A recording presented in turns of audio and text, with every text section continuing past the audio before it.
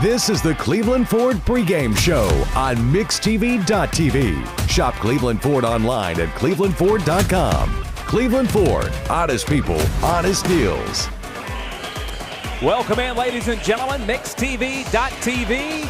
It's the grand finale, the Rivalry Series in our final night here at Raider Arena. Along with Stephen Shelton, I'm Denny Collins. We are blessed to be bringing you the coverage tonight from Cleveland High School as the visiting Bradley Central Bears come to town. And Shelton, it doesn't get any bigger than this historic rivalry that's been built for a long, long time. And it sets the stage for a great game of basketball tonight. No, it really does, Denny. When you look at these two teams and the rivalry they have and everything that goes into this, whether it's on the men's side or the women's side, it's always exciting. Any sport they have, it's exciting when these two teams go across town to play each other. And tonight means something special for the men and women. Both these two teams will be playing for very important positions. The girls' game here will be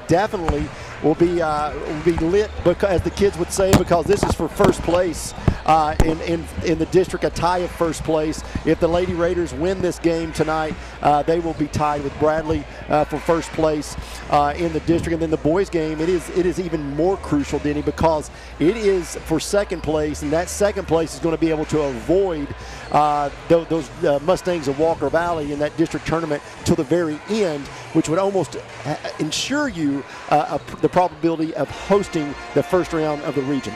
A lot on the line tonight for sure here at Raider Arena. We've got it all for you on MixTV.tv. We're so thankful for you joining us. We'll be back and continue our coverage of the Rivalry Series games here live tonight at Raider Arena. Back in 60 seconds. Over 60% of teenage casualties in drinking and driving crashes do not wear a seatbelt. 1 in 3 high school students have ridden in a car 1 or more times with someone who's been drinking. Texting while driving increases the risk of crashing by 23 times. Don't become a statistic, be part of the solution. Car crashes are the leading cause of death among teens, 1/3 of which are from drinking or drugs. Brittany's kids say, Choices matter. Buckle up. Calm down. Drive safe and sober. You get a yearly checkup. Shouldn't your air? With your local Lennox dealer, regular care equals perfect air. With technology you can touch, comfortable air you can feel, and savings you can see. Not just perfect air, perfect for you air. Call Dale's Heating and Air to upgrade your air today. Lennox, air is life. Make it perfect.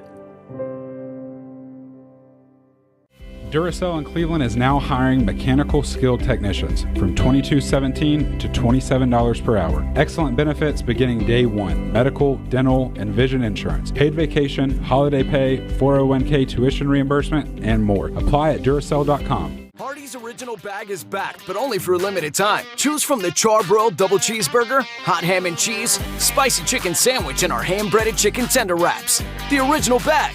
Any 2 plus fries and a drink, just $6.99 at Hardee's.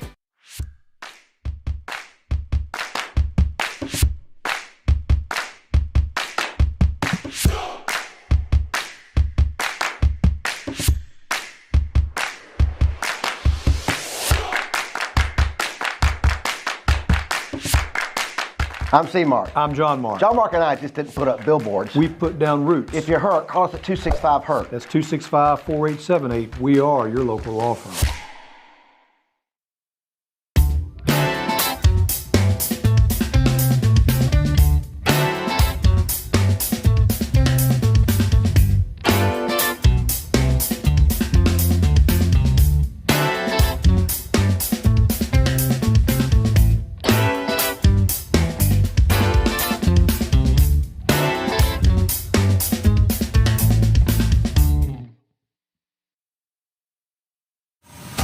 This is the Cleveland Ford Pregame Show on MixTV.tv. Shop Cleveland Ford online at clevelandford.com. Cleveland Ford, honest people, honest deals.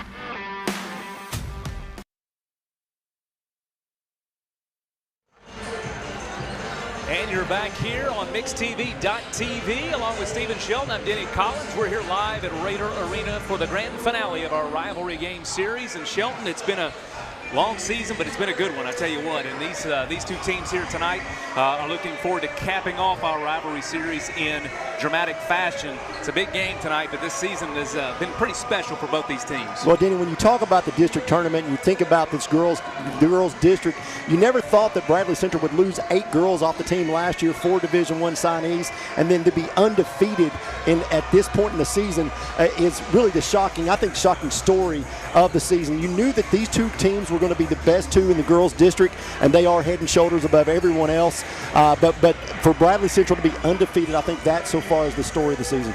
So, you talked about that a lot in several of our broadcasts. People a little bit surprised about, man, they're undefeated. Not just undefeated, but how well they're playing, coming on strong late in the season when they have to play their best. Absolutely. They went to overtime. Hamilton Heights. They played some Middle Tennessee Christian. Has been a tough opponent. Inside the district, it's been Cleveland and really nothing. But they played, top team out of Georgia. They defeated them. Just so many of those teams that Coach Reuter has tried to play to amp up this schedule to get to this point. But as you said, the expectations of these coaches are at the highest point now. You're going to tournament time. You've worked through all the off season, all the summer workouts, all the time in the weight room, all the time getting iced and heat therapy and all the things that you do for this moment. You should be at the top of your, from your cardiovascular should be at the top point that you're going to get to. There's no more preparation, Denny. It is now time to go. There's no more time to learn and grow. It's time to, wherever point you are now, right now is the time that's going to take you the deepest in the playoffs. And Stephen, for the Lady Raiders, Coach Hensley in the 3rd year of this program, and the trajectory has been nothing but up since day one.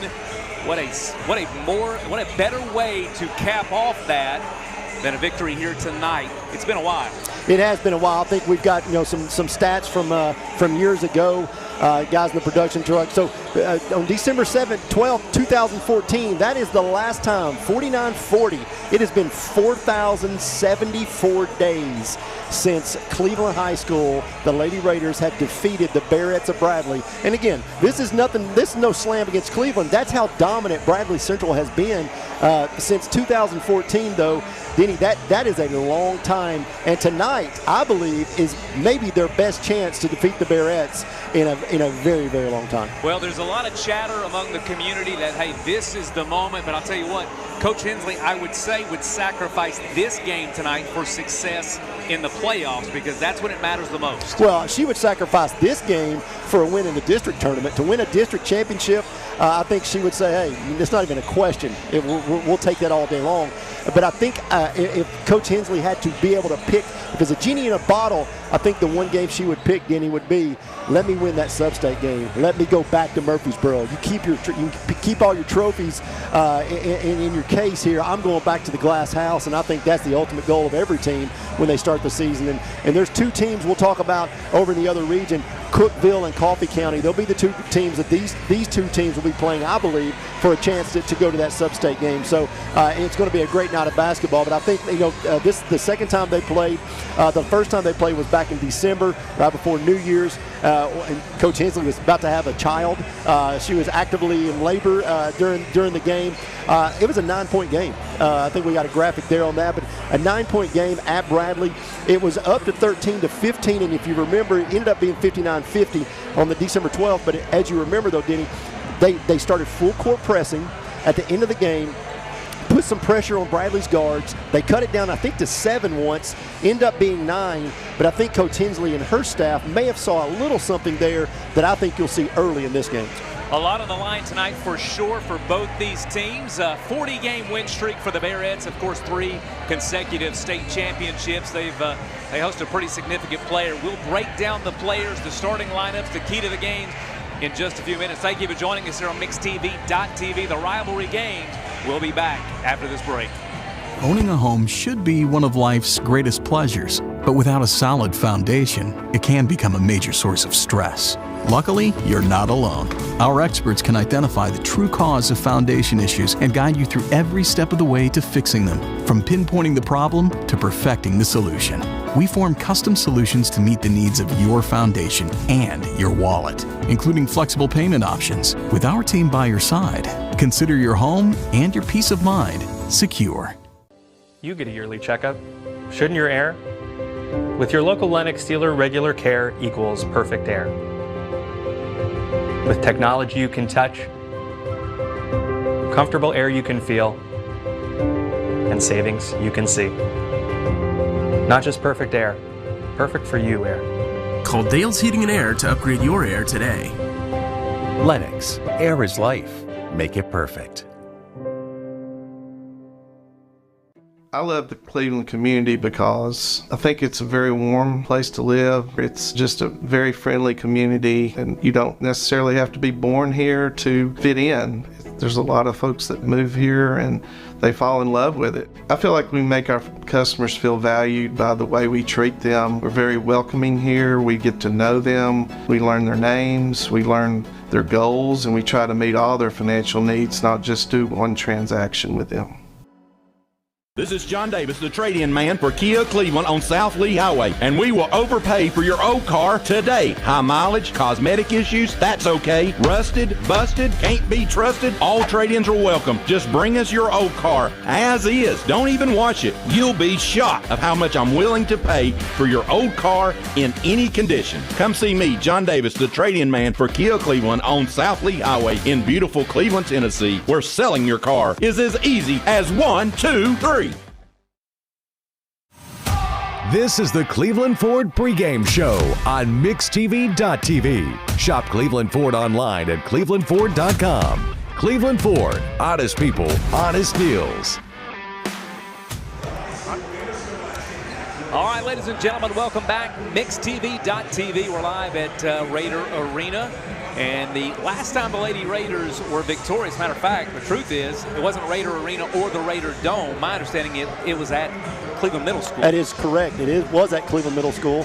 And it was, I was there. I don't know why I didn't remember that, but it was at Cleveland Middle School was the last time. So we would have to go back to 2013 since the last time they had beaten Bradley on this campus even. But 4,074 days is the number of days it's been since the Lady Raiders have beaten the Barretts of Bradley Central. They're looking to erase that tonight.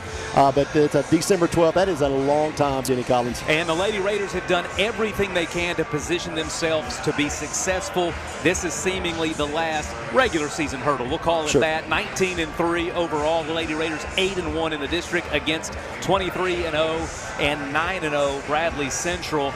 It's going to be a phenomenal game tonight, and let's set the stage for the players tonight. We'll start with the visitors, Bradley Central. Some familiar names. If you listen to any broadcast for Bradley Central or know anything about the program, it starts with one name, Steve. Yeah, Kamora Fields. I mean, missed basketball last year, signed to play for Clemson, the Lady Tigers over there, and but I think it's her co-hosts are not real bad. We started thinking about Addie Guerin, the way she played the other night. Jada Francis playing really well. You've got the Johnson girl handling the ball better and better each time out. And I'll tell you, there's a freshman that's not too bad on that roster. And when you think about freshmen and how they are able to contribute in most cases, you don't really think about freshmen contributing to a team that's undefeated, but she has done that all season long. Kamora, of course, a young lady that's capable of scoring 30 points in a half. We watch her do it in a couple of games, so she can put up points. She controls the flow of the game on both ends of the court. You talked a little bit about some of those supporting cast. Addie Guerin, of course, Jada Francis, and we watched the young lady, Sanaya Long, the freshman for Bradley Central, come in and contribute Tuesday night in that matchup. So a lot of pieces that are critical outside of Kamora Fields that are going to be essential for Jason Reuter's team tonight. Flip over to the home squad tonight, and it's a roster that doesn't necessarily feature one star, but it's deep. Oh, it is deep, and when they share the ball, when they get Lainey Copeland going, and she's able to score a little and be able to dish the ball out. She can be a difference maker. Izzy Smith shoots the ball really well from the corners. Huffman's one of those dynamic players. She's probably the best sophomore in the county. She can get to the rim. I'll be interested to see if Bradley tries to push her left. She doesn't like it as much. She doesn't finish as well traditionally going left, but I just feel that Bradley may be trying to push her out of that, and because she is the scoring threat there. So again, you've just got so many girls that contribute for that Lady Raiders team. They're very balanced, and this should be a fantastic contest. It's a fantastic night, and it's a special night around the country. victory as I believe we kick off the Olympics, my friend. It is opening night tonight. I was hoping you dressed in red, white, and blue. Well, you went with the blue. I love it. I didn't think. I will say this: Olympics tonight. We have Tennessee, Kentucky basketball tomorrow, Duke, North Carolina basketball tomorrow, and then we have the Super Bowl on Sunday. It's not a bad weekend of sports. No, not a bad weekend at all. And we're going to start it off here tonight. The public address announcer and, of course, the crowd filling in here nicely tonight for this very special girls game. And we'll begin with the national anthem. We're going to go to the floor for that. There. Your mic's right.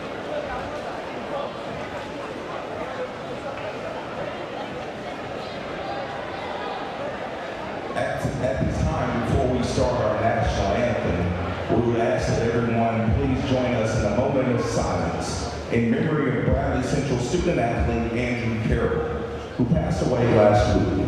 Our thoughts and prayers are with Andrew's family, friends, teammates, and the entire community during this difficult time.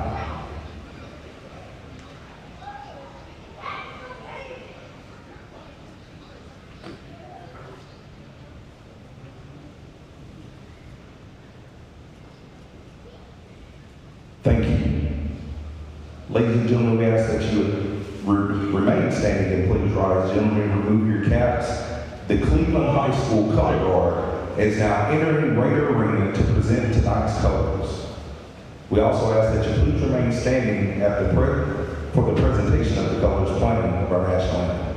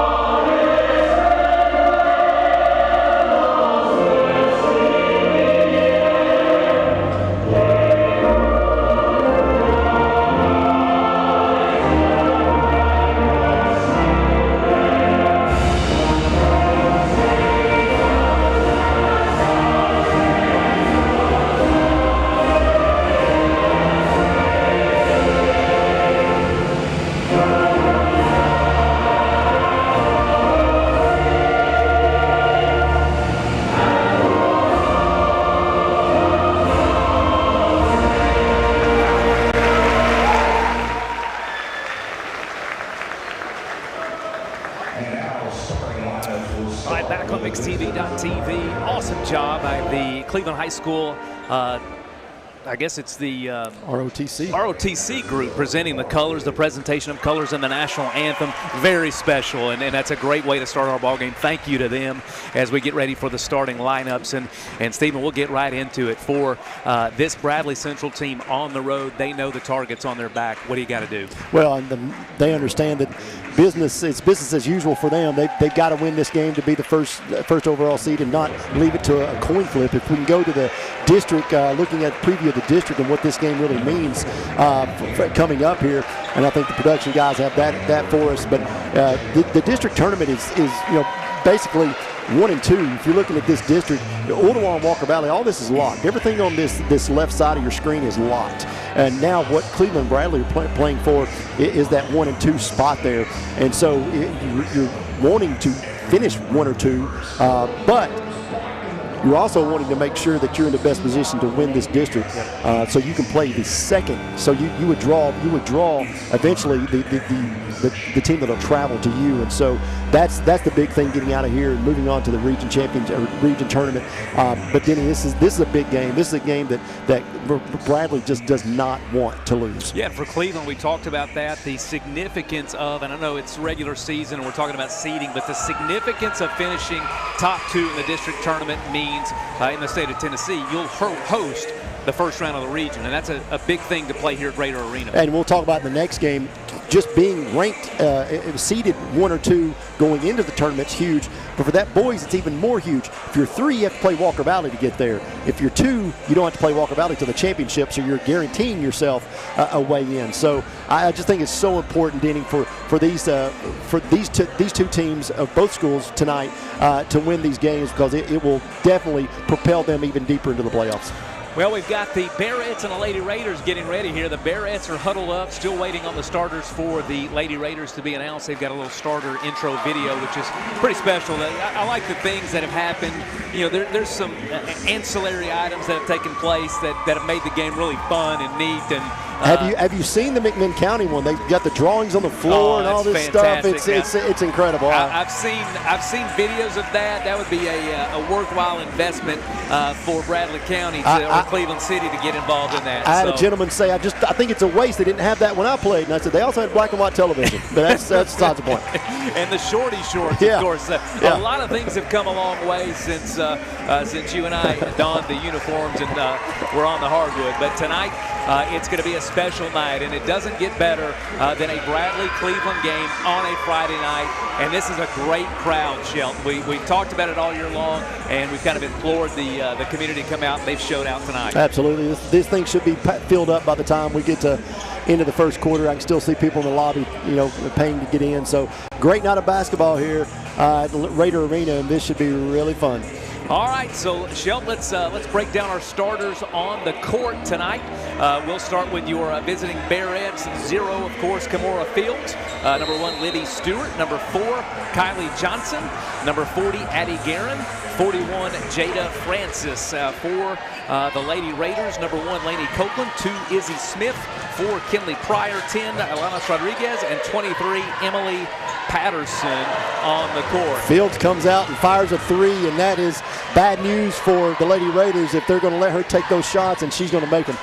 So Kimora Fields asserting herself pretty dramatically from the tip to command a 3-0 lead. I want to tell you a mistake real quick. Number 4, Kinley Pryor. That should be number 5, Aria Huffman for the Raiders in the starting. And she has the ball on the right wing for the Lady Raiders. So a big battle tonight. Starts off with a Kimora Fields 3, and Cleveland looking to answer. Now, Shelton, it's going to be imperative for, I think, Bradley Central for them to limit the amount of opportunities for Cleveland. They do such a great job of that as a team, cutting down teams' possessions to just 1 shot, and then that's it. Well, they've got to cut Kimora Fields off, or this game's going to be over quickly. That's her 5th point of the night, Denny, and I'm going to say this right now. If Cleveland is not able to hit the outside shot as Lainey takes her shot, they've got to hit the outside shots, because I think Bradley's going to just say, listen, will you shoot us out of this right here? We're going to let you take some shots. We're going to take the gamble on that, but they've got to cut Kimora off. Another 3, not good, not a great recipe and a quick timeout. We're going to stay here just because that was a quick start. Libby Stewart for 3, and it couldn't have started any better for the Bearettes. A nightmare start for the Lady Raiders. That is the worst start possible for this Lady Raiders team. This is not what they wanted. Good timeout there to maybe slow down the pace, but Bradley Central just come out and said, listen, we're going to drive to the middle. If you don't block us or you don't cut us off, we're going to finish. If you do cut us off, we're going to pop the 3. So, and the problem, Denny, is when that recipe works, that's hard to defend. Well, we've watched both of these play out. Cleveland has struggled in patches offensively, especially, as you alluded to, the deep shot, and they've got to have that tonight. If they cannot hit the deep shot, they're just not big enough to get to the rim all night long. Huffman can get there by herself, but other than that, they struggle to get to the rim. They depend on the outside shot. They're really going to have to pick it up on the offensive end. Last year, and here's a long 3 from Cleveland to stop the bleeding. It doesn't go. a second offensive rebound for the Lady Raiders. We watched in this game last year here at Raider Arena. Kimura struggled in that game. It was a nip-and-tuck game throughout, and probably, I think Kimura would tell you, one of her worst performances. And since that time, she's been nearly unstoppable, showing it again here tonight. Yeah, and she's going Charles Barkley coast to coast here, throwing the ball up. No foul call there. A little out of control. I think good no call. Yeah, turnover there. Kimura Fields leads to a run-out layup. As you alluded to, Huffman, you just drew it up, Shelton. She can get out on a run-out, and she does there for Cleveland's first points. She's got it. She's got to get going. Cleveland desperately needs Huffman tonight. She got to have 15 to 20 for them to win this game. What does it mean for the Bearettes to start out with such a run, 8-0, for them to start and kind of take the energy out of this place early? Well, I mean, the crowd is just completely silent on the other side of the floor right now. This is not the start that Cleveland thought they'd have, but 8-0 is pretty big, and there could be a charge there. She put her shoulder down, Denny. It's an easy call when you lean into them a little bit. It's an easy call. That'll go down as a turnover on the foul for Cleveland. So ball back over to the Bearettes. And again, we thank you for joining us here on Mix TV. This is the final game of our regular season rivalry series. It's been a pleasure to be with you throughout the season, whether it's myself or Shelton, Heartline, or whoever. They've got Greg Phillips and Terry Evans on the call. Another three. They are smoking hot. And I'll tell you, this one comes off the fingertips of Jada Francis, one of those key contributors for the Bearettes. I am so confused right now. That's a foul there on Cleveland. I am so confused that Cleveland didn't come out in that full court press. I thought for sure. I spoke with Coach Reuter about this earlier this week. I said, listen, I think they're coming out in full court pressure after what I saw at the end of the last game. He said, probably expect that. I don't know. He said, we'll have to just see what they're going to do as we were talking about the different things throughout the district. But just without that pressure and the guard play that Cleveland has, I'm really surprised. Well, you and Heartline were on the call in the first game, and here Fields just taking control. And they're going to say on the floor, I believe. Yeah. You and Heartline were there at the game, and you talked about, Bradley was in control until that pressure began. So a little bit confusing to see why they don't administer that pressure. Yeah, it's they were up, like I said, 15-20 at one point. They cut it, and all of it came with the pressure. Great pass inside. That'll be Francis. A foul on the floor again. I'll tell you what, Kimura Fields. They're going to say she may have traveled. They got her with the travel. Nope, they get a foul. Okay. They get a foul. I think one, they talked to each other, and one overruled the other. Kimura Fields looks purpose tonight. Yeah, I mean, it's her last chance. This is it. This is your last shot to play in this arena. And it's that's a look I don't know that I would want to see if I was Cleveland High School. Yeah, Kimura again. Listen, 7 points for Kimura. She is focused. She is zoned in right now. You can see the look in her eyes. Yeah, that's a recipe for disaster for any opposing team if you've got Kimura Fields out to get you. A great pass. Patterson just didn't get her hands up fast enough, but that's a good look, Denny. Had both Bradley defenders chase her. Gonzalez throws it over the top there and just could not get a hold of it. A little shaky start here in the first half. Rodriguez, excuse me, I said Gonzalez. Of the first quarter. Are you surprised at the level of play from Cleveland? Yeah, I mean, I am, but they're showing some pressure up top here, and Bradley's having a little bit of trouble there moving the basketball around. So I wonder why they're not, again, going with the full court pressure to see if they can get some turnovers and get back in this. A zone look for the Lady Raiders as they try to do a little bit of pressure at the top, and Bradley just working it around. They'll settle for a three. This time it doesn't go, but an unfortunate bounce leads to a Jada Francis offensive rebound and put back her 5th point, Shelton. In a game that's already in double digits for the Lady Raiders, you can't give up those type of offensive rebounds. Yeah, tough shot there again. No outside shot hit so far, and Cleveland needs to be real careful. We're about to get in some foul trouble with these Lady Raiders, and we're almost just halfway through this first quarter.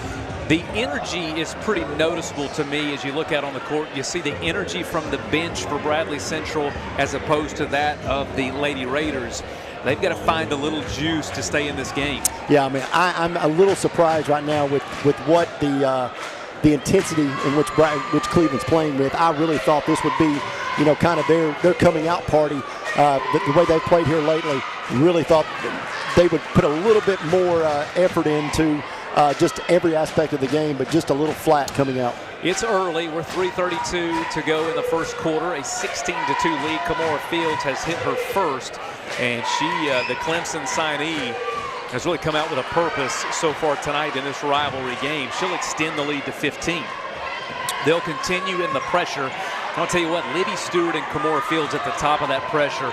Pretty dynamic group when you look at applying a type of pressure. That's a big shot there for the Lady Raiders. Rodriguez with a great shot there.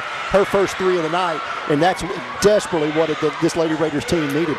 The reason I'm a little concerned, I guess puzzled by the intensity is they're coming in 12-1. I mean, they're 12-1 in the last 13 games, and the only loss to being to a great Maryville team. So I really thought that they would turn it up, and it looks like, Denny, they are turning up just a little bit. That sparked them a little bit. Drive and a layup going to be no good, but again, another rebound. They're going to say foul will go against, I believe, Jada Francis is who they're going to get on that, but another opportunity for an offensive board. Cleveland has got to stay fundamental on the glass to stay in this game. And they got to continue to chip away. You just got to chip. I mean, this is the first quarter. You're not down. You're not down. This is a jump ball, easy call, but you're not down. I mean, you're down 12. But it's the first quarter, so you just chip away at this. Anything less than 10 at halftime makes this a very manageable game in the second half. You've taken a pretty big uppercut from the Bearettes coming out on your home court, but as you said, Shelton, there's a lot of basketball to play. That's going to make it easier. Nice out-of-bounds underneath design there, and it's going to be, I believe, Patterson. No, it's going to be, I'm sorry on that. It's going to be Gravel, Addison Gravel with a layup, and I'm going to have to do it. I got to put my glasses on. I've tried to do this without the glasses, but I'm going to have to put them on, so it's been a struggle. Bearettes with the ball and a block. Great block. And, plays like that, it shows up as a block. Bradley's going to retain possession. It gives a little bit of juice to the crowd, a little bit of life to the bench. Yeah, Huffman's a great athlete. Extends out there, gets a nice clean block. Definitely what they need. Gravel checking in is going to maybe be a spark for the Lady Raiders as well. So another shot, another offensive rebound will be turnover, and they're going to say a foul will go against Francis. I believe that's her second foul. So Francis in a little bit of early foul trouble, and they don't need that. Yeah, and Coach Reuter saying, hold on to the basketball, and she just kind of went through the handles. So Cleveland will have the ball trailing by 10, and as bad as it has been for the Lady Raiders, 2 minutes to go, only down 10 in the first quarter. No, yeah, again, it's chipping away. You just got to chip, and big outside shot by Rodriguez earlier really put them there. And then Huffman, as I said, she went to her right. She can finish there, but she's the one they've got to have to get to the rim. She does a good job getting to the rim. Rodriguez doesn't do a bad job of getting to the rim, but that Huffman's going to be the spark plug that's going to keep them in this game. Aria Huffman, the sophomore, as Sheldon highlighted her in the pregame show. Nice athlete, nice player for the Lady Raiders. A big potential star for them in the next couple of years, and she could be a big-time player for them tonight. They're going to need her if they want to, again, chip away at this and stay in this game. 17-7 your score. Thank you for joining us here on MixedTV.tv. Those are tough. Got to have those. Missed them both, and the Bearettes out of there with a rebound. So less than 2 minutes to go. The Bearettes quickly down the floor. Not a lot of nice subs. strip. Nice rip there. That's going to be Jada Davis for the Lady Raiders, and Huffman will drive right. She'll pull up and can't get the roll, but another good rebound. So Huffman doing a lot of work tonight for the Lady Raiders. She looks engaged in the game. Yeah, she's turned it on all of a sudden. Again, that big three by Rodriguez is what kind of sparked this. They were flat until that point. But Bradley, you got to be a little concerned here with the pressure that Cleveland's putting on up top. They've kind of muffed it 2 or 3 times now, and a few turnovers for the Lady Raiders. The problem is Cleveland can't hit a free throw. Yeah, that's 3 straight. Huffman has missed the 3rd. She'll look to cap that off here. They just can't seem to get it into single digits. 1:37 to go here. MixedTV.tv. Second free throw up and good. So a 9-point lead, her 3rd point, but Huffman's got a lot of those hustle points that don't show up in the scorebook. So here's, again, Cleveland back. Bradley against that zone pressure. They're trying everything to deny Kamora Fields the ball. 2 bodies on her pretty much wherever she goes. A long 3, and it's good. And I'm going to tell you what, if you're going to stop if you're going to load down on Kimora Fields and let Addie Guerin heat up, that's going to be a long night for you. It's not the recipe for success. Addie Guerin with a big 3. And again, a nice drive. Patterson's there. Patterson, Emily Patterson, offensive rebound and 1. Yeah, you got to finish that. I mean, just kind of threw it up there off the backboard. Luckily for Cleveland, Patterson was able to grab it, put it back up and in, cutting this lead to 10. Emily Patterson, who has suffered through some injury in the past 2 years, she's a battler, and she's come back and really a big-time contributor for this Lady Raiders team. She will not complete it. Tip almost had it. Back over to the Bearets. Free throws already kind of a tough sign for the Lady Raiders. Absolutely. Kimora will take a long 3. Just in and out. And again, Cleveland with the ball trailing by 10. So Cleveland's got opportunities, and their possession every time they seem to have the ball. Nice pass underneath. Patterson can't corral. That's twice. Patterson's got to get hands ready, as they would say, hands ready. I mean, that's 2 times that they've found her underneath for an easy bucket there. Just couldn't put the handles on it. They trail by 10. They've had a few opportunities to really chip into this, and again, with the 8-0 punch that Bradley came out, all the momentum in the world, they were hitting shots left and right. It still feels like Cleveland's in this game. Bradley with the ball. They'll have an opportunity to extend here. Cleveland with pressure. Bradley doesn't seem comfortable in this half-court press. No, they're definitely not, but I think they're comfortable with running the clock out and taking a little break here. Up 10 after the first. They'll work the ball around. Kylie Johnson will handle it. They'll look to see if Kimora can do something. It'll be Johnson with a long 3 to end it. No good. That'll be it. 20 to 10 at the end of 1. Not the start you want, but Cleveland's in it. We'll get into the second quarter when we return on MixTV.tv.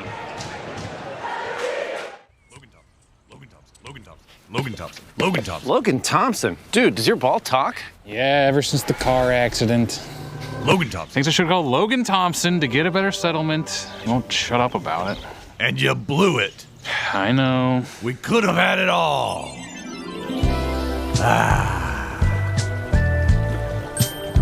Logan Thompson. Call Logan Thompson. We get results.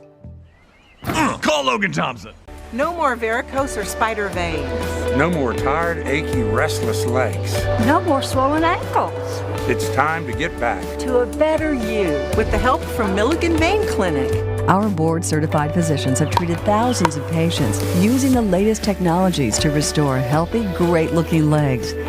There's little or no downtime. It was covered by my insurance. My legs have never felt better. Milligan Vein Clinic, improving the quality of your life. You're watching MixTV.tv. The Rivalry Games second period coverage is presented by USS. Since 1994, we've helped more than 30,000 customers solve their foundation repair and waterproofing problems. Learn more online at USSTN.com. MixTV.tv along with Stephen Shelton. I'm Denny Collins here at Raider Arena for the Rivalry Game. It's a Friday night. This will be our final regular season broadcast. Bradley and Cleveland, and Shelton, the Lady Raiders, started out in a hole. Second quarter, much of the same as a big 3 from Kylie Johnson. It's a 13-point lead. You double. That's the chance you take. You double down on Kimora. You're going to leave somebody wide open, and right now for Bradley, it's working out because they're picking up the 3-pointers. And, you know, Shelton kind of recapped that first quarter of play.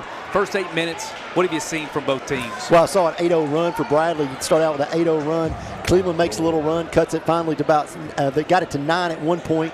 Bradley ends the quarter, though, 20-10 with a 10-point advantage. And I think that's kind of the census of it's more of a 10-point, 12-point game. That Bradley understands that the days of winning by 20 and 30 and 40 points are graduated last year. But this team is definitely grinding, and Coach Reuter right now is doing some intense coaching. And talk about that, Shelton. You know, it's not often, I think, in the last 3.5 years that you've really seen that. I mean, Coach Reuter does a lot to prep his teams, but you don't always see that emotion on the sideline in a game like this. As you said, it's been over 4,000 days since, the Lady Raiders. He's fired up for this game. Yeah, he's again, I think this is his best coaching job in a long time. I know he won 3 state championships in a row, and that probably, someone saying you're a moron, but winning state championships with Listen, as we just saw the full court pressure, we saw Bradley not be able to handle it. He's now going to have to draw something up here and say, listen, we practiced this, you guys froze on me. That's what I thought Cleveland would come out with to begin with to really confuse this Lady Raider, this Barrett team. Another timeout, that's Coach Reuter's second timeout in less than 30 seconds, and he is going to be upset. He's on Stewart right now. He wanted her, Denny, to explode with the basketball. As you know, when there's a full court pressure, the thing you got to do is go get the basketball, and Bradley just froze on that in that instance. And, that was one of the questions that I think they talked about in the preseason coaches meeting. Coach Reuter talked about, well, we've got to find somebody that can handle the balls. He's had players in the past that have been able to say, hey, give me the ball, clear it out, get out of the way. He's looking for that for this team, and he hopes he has found it in Kinley Johnson and Libby Stewart. Right now, it's just Kimora Fields. They're going to get her with a push off over the back. Which they don't call it over the back anymore. Push off, whatever you call it. It's over the back.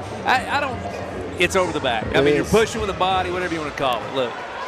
So they're going to get Kimora on that call. But yeah, I'll be interested to see, though, Danny, will Bradley slow it down a little bit on the offensive end? That if they start rushing here with this full court pressure, that the big question is what are you going to do on the offensive end once you beat that pressure? So we're going to get another jump ball. I believe that's going to stay with the Lady Raiders. It will.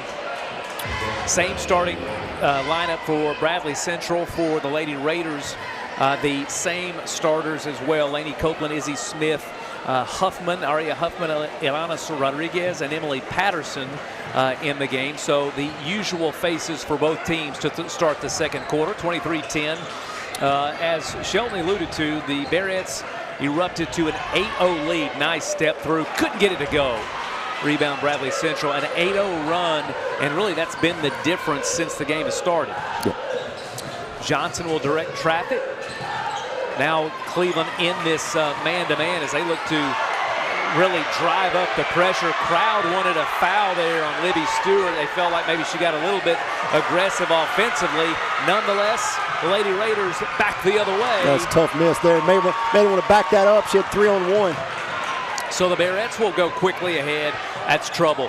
Kimora could not convert. They got slapped on the elbow just a tad on the way up. No call.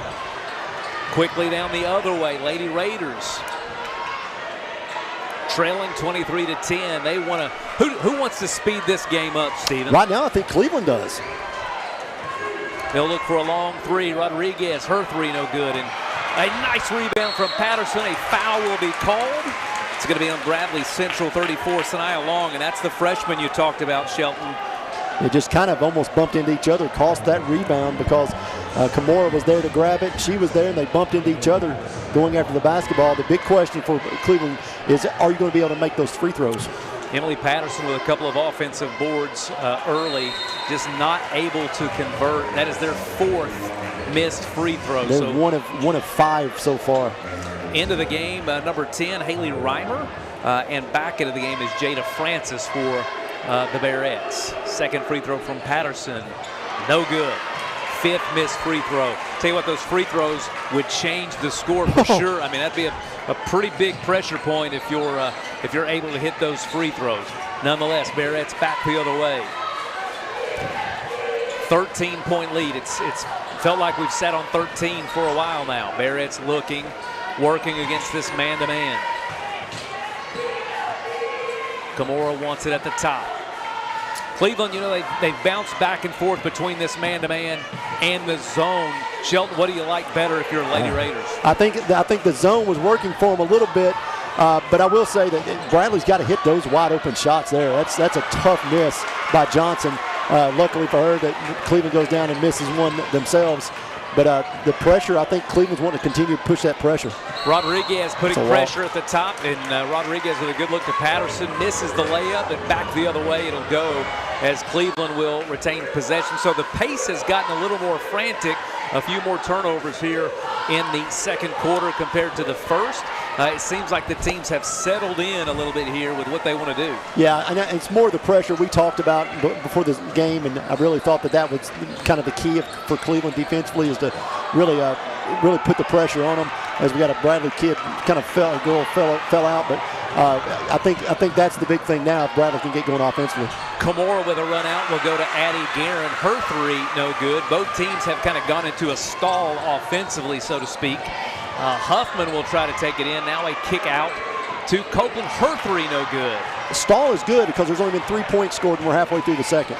Yeah, not a lot, and I don't think it's been intentional. That may break there, and it does. Nice interior feed. Haley Reimer ends the drought and extends the lead. 25-10 your score. Barrett's on top. They've led throughout after a commanding 8-0 run to start the game. Coach Reuter really trying to get his girls to dig deep here on the defensive end.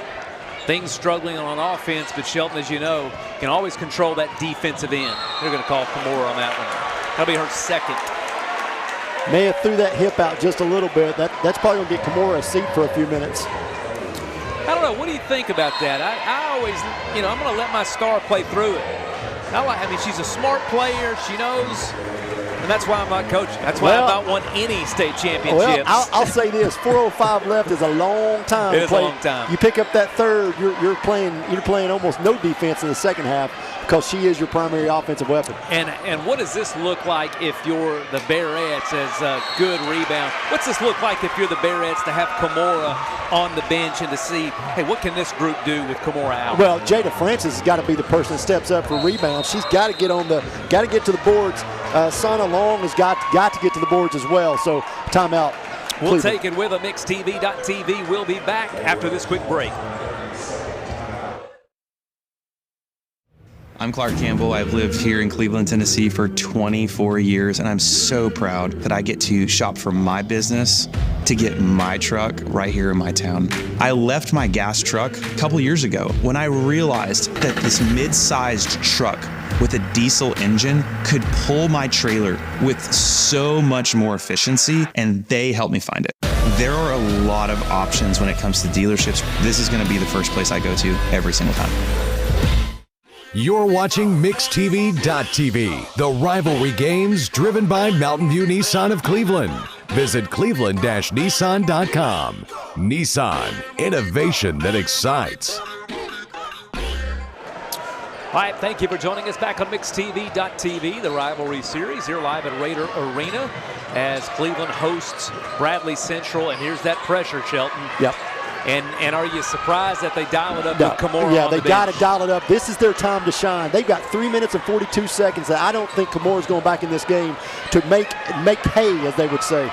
So Kimura out with 2 fouls. Kick, that's a kick. A kick will go no call. It's going to be a jump ball back to Bradley Central.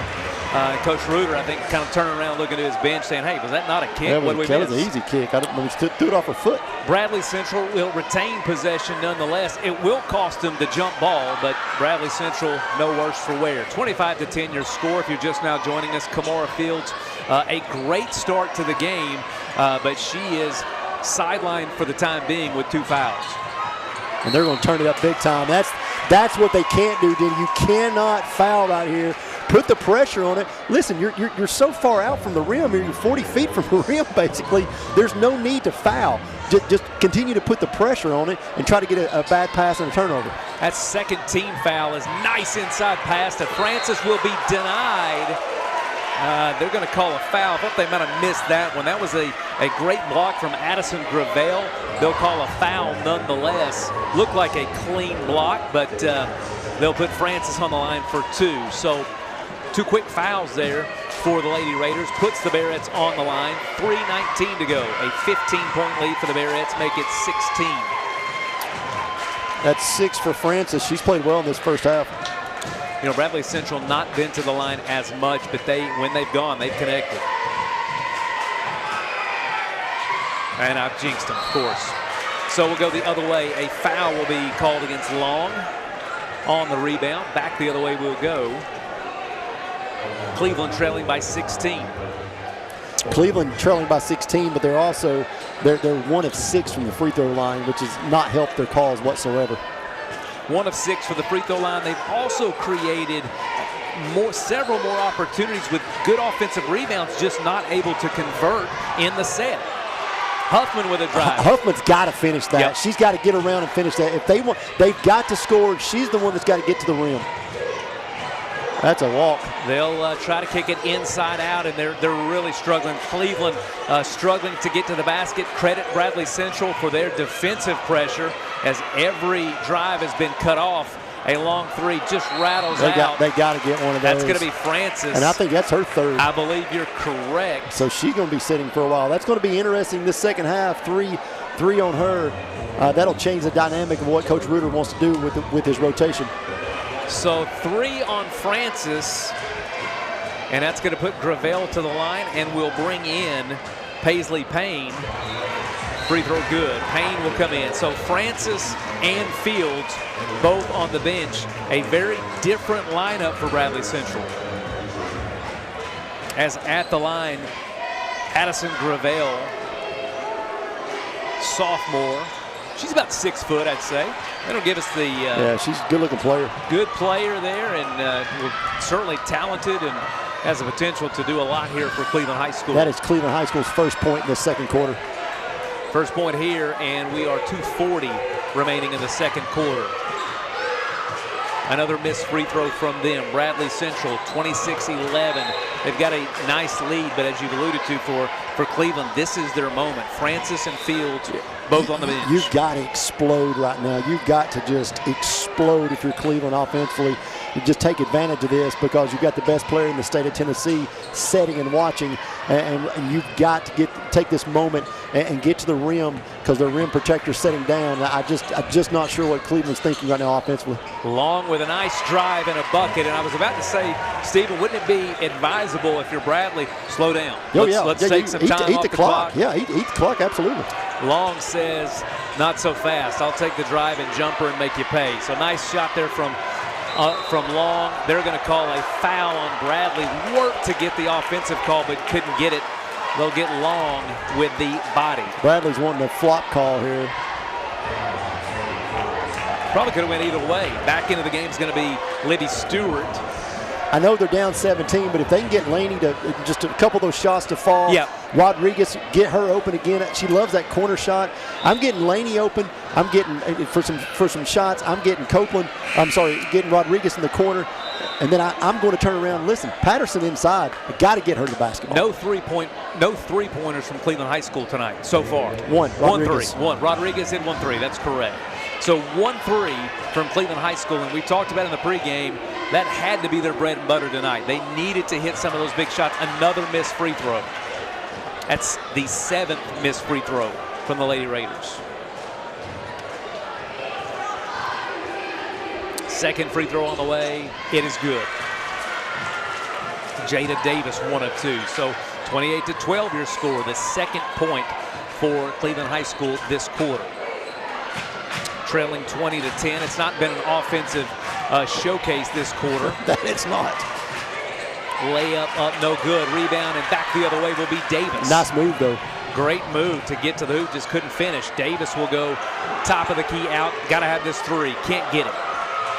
Cannot get it. They just can't get the big 3. They'll go ahead. A nice scoop and score. Haley Reimer assists Libby Stewart, her 4th. Reimer's 4th of the game, 30-12. Cleveland quickly back the other way. Quick jump shot, no good. Cleveland wanted a foul, didn't get it. And Cleveland looks gassed, Shelton. They look like they're gassed. I think the pressure on that side is really, that 3 would have been big, but it looks like that the pressure they put on defensively is kind of taking it out of them. Stewart's 3, no good. Cleveland back the other way, approaching 1 minute to go here in the second quarter. 30-12 your score. Thank you for joining us here on the Rivalry game, along with Stephen Shelton. I'm Denny Collins. It's been a pleasure. This one's been a frantic game. Not a ton of offense, but we've got number 1, great pass by Patterson. Good Gravel, great hands to catch that. Got to finish. Found herself, Denny, got to know where you're on the floor. She was just a little too far under the rim and kind of caught herself a little bit. She catches that probably a foot over to her right. That's an easy bucket and maybe an and 1. Good high-low from Patterson to Gravel. Gravel back to the line. Another missed free throw. Just not the night for free throws, and this is not a time to struggle from the charity stripe. Gravel's second free throw on the way. Also no good. Libby Stewart pulls it down, less than a minute to go. 30-12 your score. If you've just tuned in halfway through the second quarter, Kamora Fields out with foul trouble. Jada Francis out with foul trouble. So a different look Bradley team on the court. The Lady Raiders not able to capitalize. Addie can't foul right here. And good job. Yeah, good job by Addie. You know, can't pick up a cheap one there. Very heads-up play from her. And then we'll turn around and get a foul on Cleveland High School. That's going to go against Jada Davis. So a very smart play, heads-up play there with 31 seconds to go. Will retain Bradley's basketball, not going to put them at the free throw line, so Bradley will have it. Are they content for one shot here, Sheldon? I think they are. I mean, get out of this thing up 18. You've given up 2 points in second quarter, but you've only scored 10. I think that, you know, when you look at this second quarter, I think both coaches will probably like to forget it as soon as possible. Bradley Central working against this Cleveland pressure. They continue to extend that pressure, trying to get a turnover, knowing the number one ball carrier, you know, Kamora Fields is on the bench. So Bradley looking to move it around under 7 seconds. A nice cut and dish up and good. Paisley Payne. Cleveland will launch a half-court shot, no good, and that's going to do it. 32-12 after 2 quarters of play, a 20-point lead for the Bearettes. We're going to take a break here at halftime. MixTV.tv. We'll be back at Raider Arena in just a few moments. Duracell in Cleveland is now hiring mechanical skilled technicians from $22.17 to $27 per hour. Excellent benefits beginning day one. Medical, dental, and vision insurance. Paid vacation, holiday pay, 401k tuition reimbursement, and more. Apply at Duracell.com.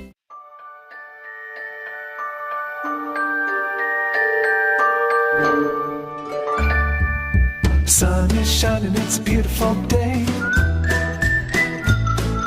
Wake up, sleepyhead, get up and play. Everything's yellow, it's a beautiful sight. Sunbeam showers makes everything right. Come on now, let's get away. Make every day brighter with the sunny southern goodness of Mayfield Dairy. You need money overnight? Check into cash. Your time is tight. .com. Bank account's too low? Check into cash. So where do you go? .com. Do it online in a record time. It's the easy way to get money next day. Do a quick click from home at checkintocash.com. You can be sure it's secure from our bank straight to yours. Do a quick click from home at checkintocash.com. Boom, boom, ba-dum, boom. I love the Cleveland community because I think it's a very warm place to live. It's just a very friendly community, and you don't necessarily have to be born here to fit in. There's a lot of folks that move here and they fall in love with it. I feel like we make our customers feel valued by the way we treat them. We're very welcoming here. We get to know them. We learn their names. We learn their goals, and we try to meet all their financial needs, not just do one transaction with them. You get a yearly checkup. Shouldn't your air? With your local Lennox dealer, regular care equals perfect air. With technology you can touch, comfortable air you can feel, and savings you can see. Not just perfect air, perfect for you air. Call Dale's Heating and Air to upgrade your air today. Lennox, air is life. Make it perfect. No more varicose or spider veins. No more tired, achy, restless legs. No more swollen ankles. It's time to get back To a better you with the help from Milligan Vein Clinic. Our board-certified physicians have treated thousands of patients using the latest technologies to restore healthy, great-looking legs. There's little or no downtime. It was covered by my insurance. My legs have never felt better. Milligan Vein Clinic, improving the quality of your life.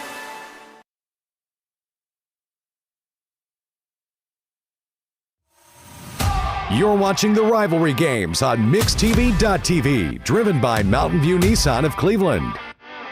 It's time now for tonight's halftime show, sponsored by District Attorney Stephen Hatchett.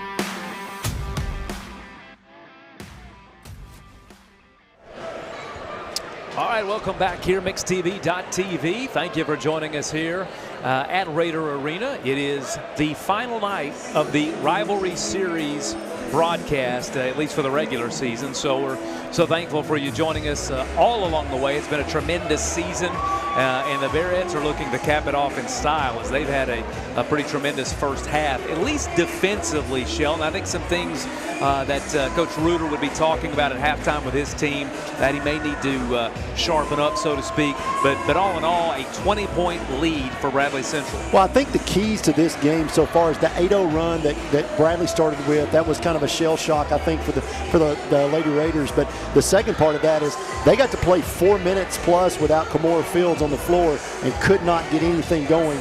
They scored 2 points in that second quarter, 2. And those 2 points, the first point came with 2:48 left before the half. So just a really tough second quarter for this Lady Raider program and basketball team, and it's something that I know they've got to address.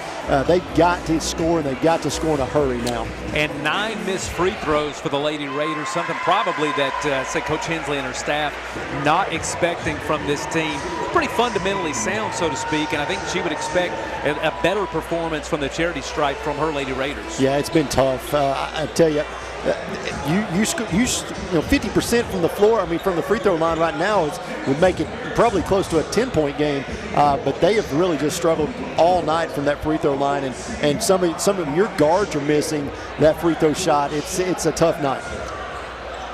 Well, speaking of tough, I'm going to tell you what's tough. Yeah. So you called me, I guess, last week and said, hey, I need you to fill in. Steve Hartline's going to be absent. Can't be there. Yeah, you said that. Very, very important. Well, no, he said my son has a basketball game. He wasn't going to be there, okay? No, wasn't going to be there. Yeah. And lo and behold, Lazarus here. Yeah. I think we've got him on camera. Yeah. We've got Steve Hartline on the floor. So well, we got Steve Hartline and Anthony Boyd from Cleveland Ford on the floor. Here's the deal.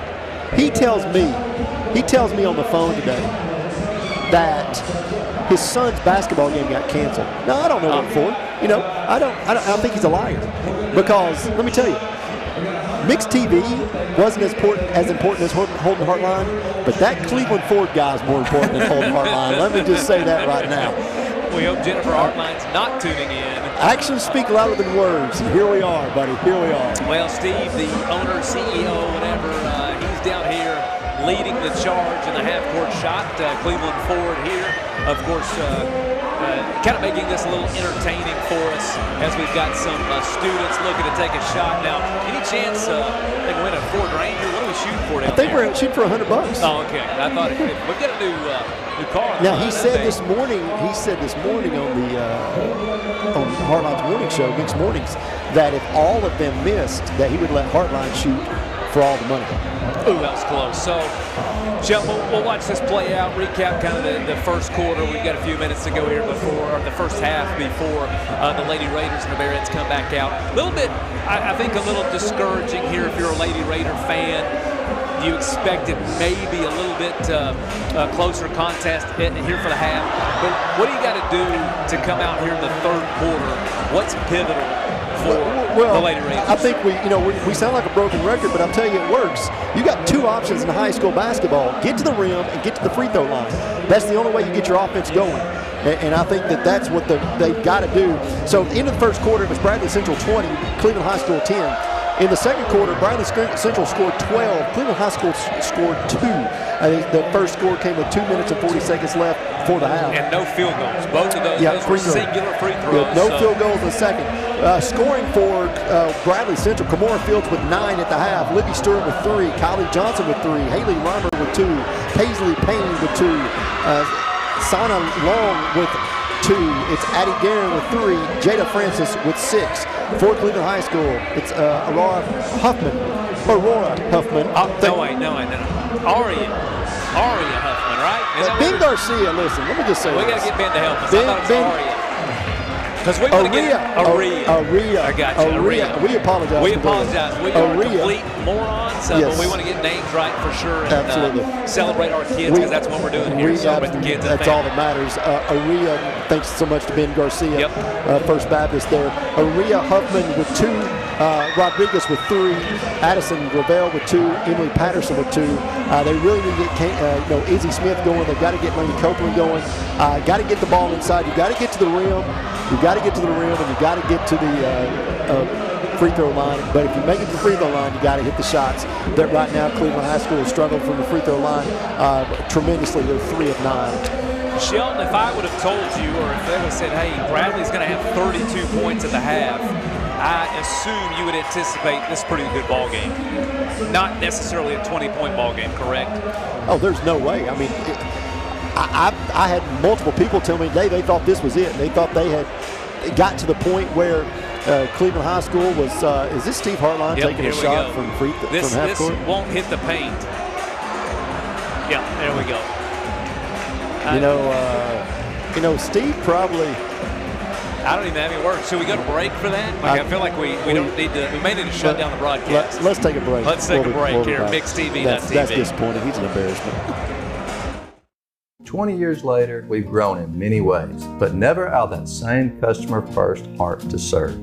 Doing the right thing simply because it's right will earn your business the right way every day, every year, offering permanent steel roofing and siding at competitive prices, keeping promises, staying on time for both deliveries and pickups, making things right when we come up short. Partners like you are the reason Best Buy Metals exists. Thank you for the opportunity to serve you. Come see us! Cleveland Tire is ready to help your auto any way it can. We're one of the largest providers of Goodyear brand tires in the area. We sell all major brand tires. We have ASE certified mechanics on staff 6 days a week. We also have a commercial truck tire center that provides 24-hour roadside service and minor mechanical repairs on site. We have built our reputation on years of quality, affordable work and tires. We pride ourselves in customer satisfaction and great service. Cleveland Tire Center. Duracell in Cleveland is now hiring mechanical skilled technicians from $22.17 to $27 per hour. Excellent benefits beginning day 1. Medical, dental, and vision insurance, paid vacation, holiday pay, 401k tuition reimbursement, and more. Apply at Duracell.com. Welcome to Mountain View Nissan Country, where automotive excellence is our top priority. At Mountain View Nissan, we take pride in offering you the finest selection of vehicles, perfectly suited for your adventurous spirit. From powerful SUVs ready to conquer any terrain to your everyday gas-friendly commuters, we have the perfect vehicle to match your lifestyle. This is Mountain View Nissan Country, where automotive dreams become reality. Visit one of our 3 locations in Dalton, Chattanooga, and Cleveland today, and let us take your driving experience to new peaks. You're watching the Rivalry games on MixTV.tv, driven by Mountain View Nissan of Cleveland. It's time now for tonight's halftime show, sponsored by District Attorney Stephen Hatchett.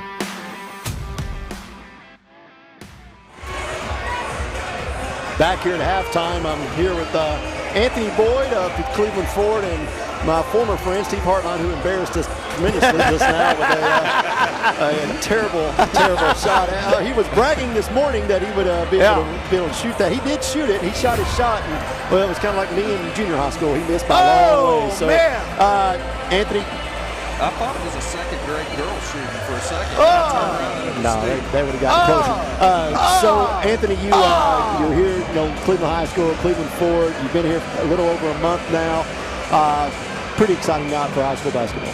It is. I haven't been to a high school basketball game this packed out in a really long time. And both teams are very good. They got some really good players. So. Well, talking about not very good players, Steve, welcome into the broadcast. This is called Mix TV. I know it's called Mix TV. Man! Yeah. So and you guys have a dress code now. We do. We talked to Jennifer, and she wants us to have a little more professionalism, and so we're trying to bring that. You've done that. Yeah. You both have. What were you saying earlier? How stupid his suit looked? Yeah, well, he knows that. I mean, I said he looks like he and Denny look like professors.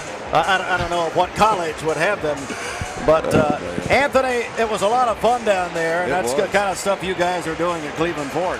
It is. Trying to give something back. I tried to give the girl $100. I put her under the basket. She shot twice. She missed. Hey, but somebody's going to win at the boys' halftime. Somebody guaranteed Guarantee win, it. 100%. Yeah. But even if they don't win, we're giving them a free oil change and a hat. And hey, we real got some quick, T-shirts real quick. too. I know Steve's not great on promotions, but you Yeah. guys, Terrible. You guys, mobile oil changing. Yes. That's the big thing right now at Cleveland Ford. It is. Somebody could be sitting at this game getting their oil changed out in the parking lot. We could really be having a heyday with oil changes in the parking lot. Hey, just want to tonight. save time, save frustration. Mothers with children, that's very key for Cleveland Ford to be doing that. And a lot of times people are so busy they don't have time to go to the dealership and wait for an hour, hour and a half. So we come to you, to your work or wherever that you're at, your home or single moms. They do that like online, clevelandford.com. Can they do that there? ClevelandFord.com. You can call and set an appointment. Either one. Good stuff. We're going back to second half to action, and these guys will be back, I am certain. Steve will not be shooting again. No. I am certain. Never again. And I will say this. No. We did disclose something that probably a lot of people didn't know. Holden Hartline means less to Steve, or more to Steve than Mix TV, but less than Cleveland Ford does. So absolutely. There's no doubt about it. Holden had a game all the way up to the point that you wanted him here. All ended out there. Well, I think your suit looks really nice. This guy. No. He's only been there 5 minutes. He has no idea. This guy. All right. Back over to you guys. Back to action. Thanks, guys. Long three-point shot is up and no good. Denny Collins trying to get back to the broadcast location now that Steve Hartline has been asked to leave. Bradley will drive. Shot up, no good. That's Kimura. She's back in the game with 2 fouls. Huffman will take it. Huffman drives right. Up, shot, no good. Ball's going to go out of bounds and back to Bradley Central as Denny Collins will be back to make this call for the second half.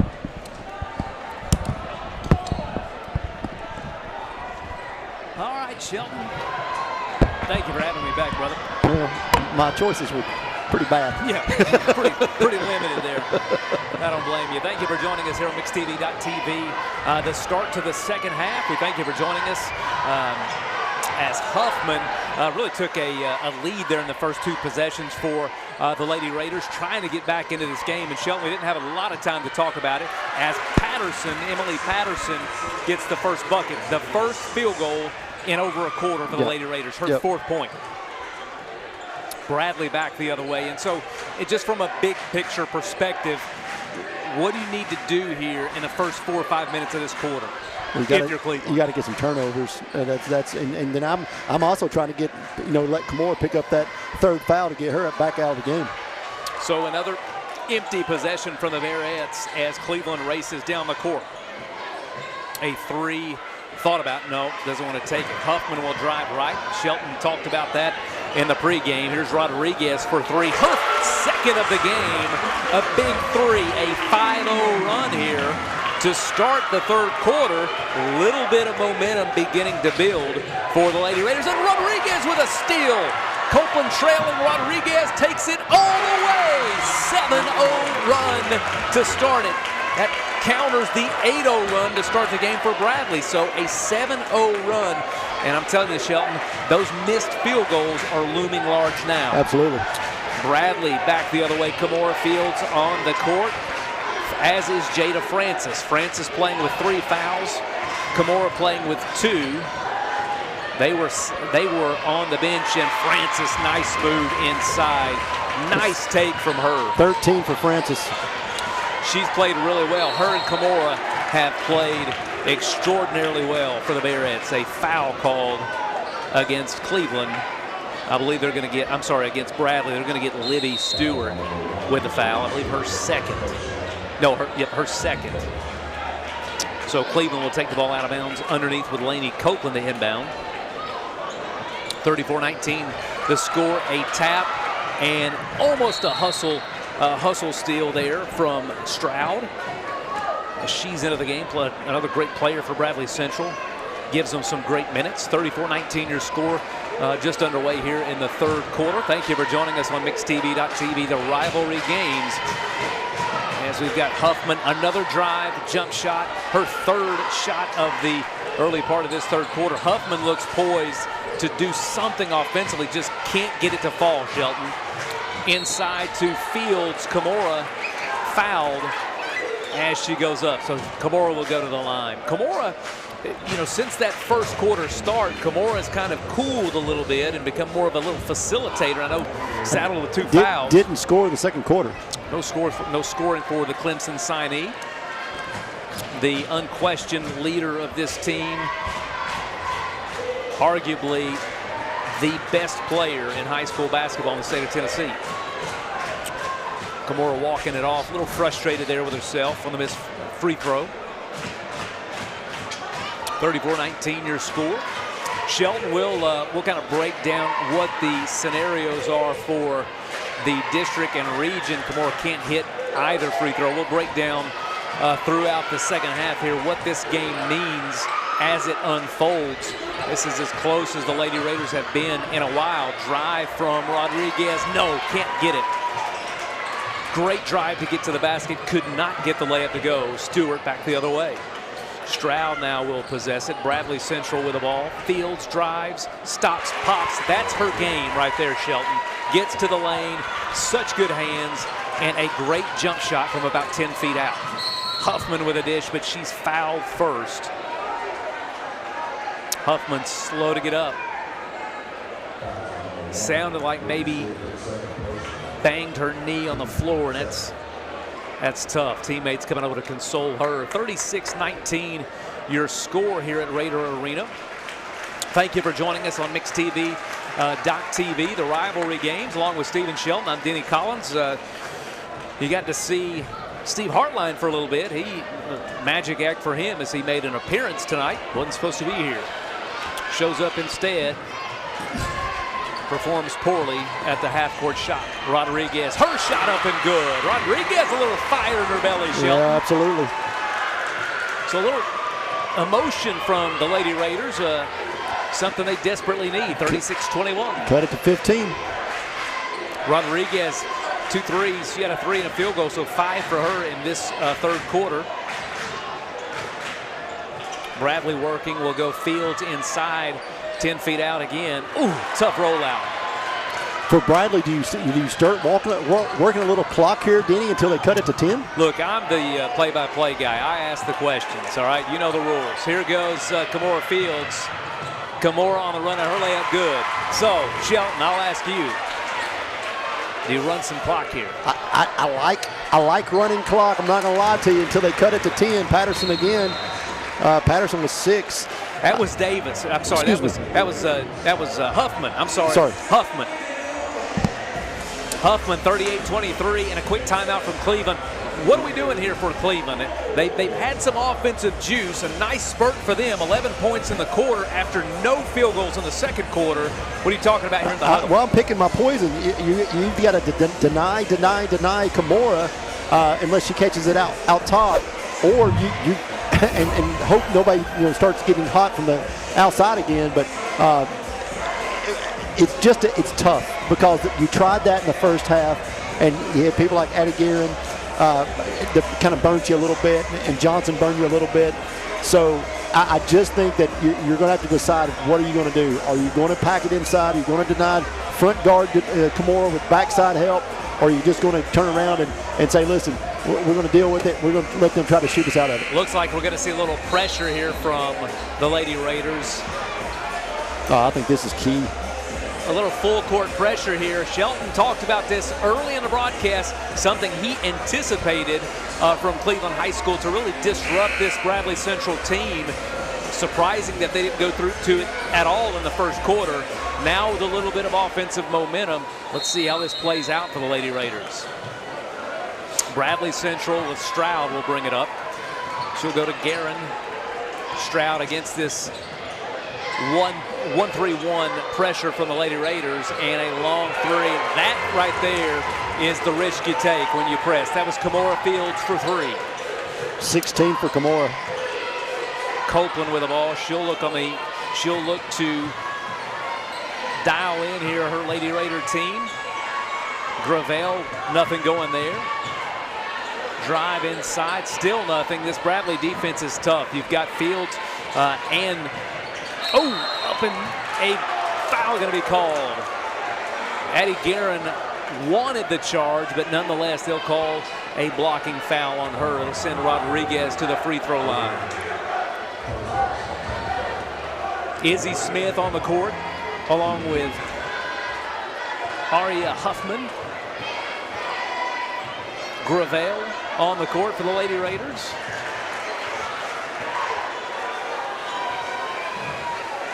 Jada Davis as well. Aria Huffman. Aria Huffman. I've been saying it wrong all year. Now it's going to be Aria Huffman. Ben Garcia's even sending us I know, audio. Ben, I'm audio so of sorry. it. Aria Huffman. Aria Huffman. We apologize. She's steal. Ooh. Tough call there. Rodriguez thought she had the steal. Instead, a foul will be called. Looked like a good play there from Rodriguez. So Cleveland 41-24 deficit here in the third quarter. They'll go inside to Fields. Her layup no good. Bradley Central not really in a rhythm here in this third quarter. They've had, Kamora in the game. They've had Addie Guerin in the game. They've had Jada Francis in the game. So all the key players in the game, but really can't seem to find that rhythm offensively. Unfortunately, again, the defense has been there. Rebounding has been there for Bradley Central. And first free throw up and good. Still a commanding lead, 42-24 here in the third quarter, under 3 minutes to go. We're here at the Rivalry Games, MixTV.tv, live at Raider Arena. Clemson Siney Fields, second free throw good.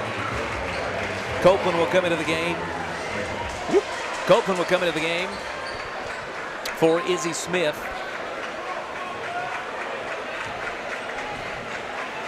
It's going to be Huffman bringing the ball up for Cleveland against this man-to-man pressure from Bradley Central. 43-24 your score. Cleveland a much better third quarter offensively, as they've had good shots, good looks, some good drives to the basket, hit some free throws, playing well defensively, but really not a lot to show for it on the score. They've doubled their first half performance in this quarter offensively. Just can't seem to marry the offense and the defense. Yeah, pick it up on one end, the other end kind of suffers, and that's been the story all night for Cleveland High School.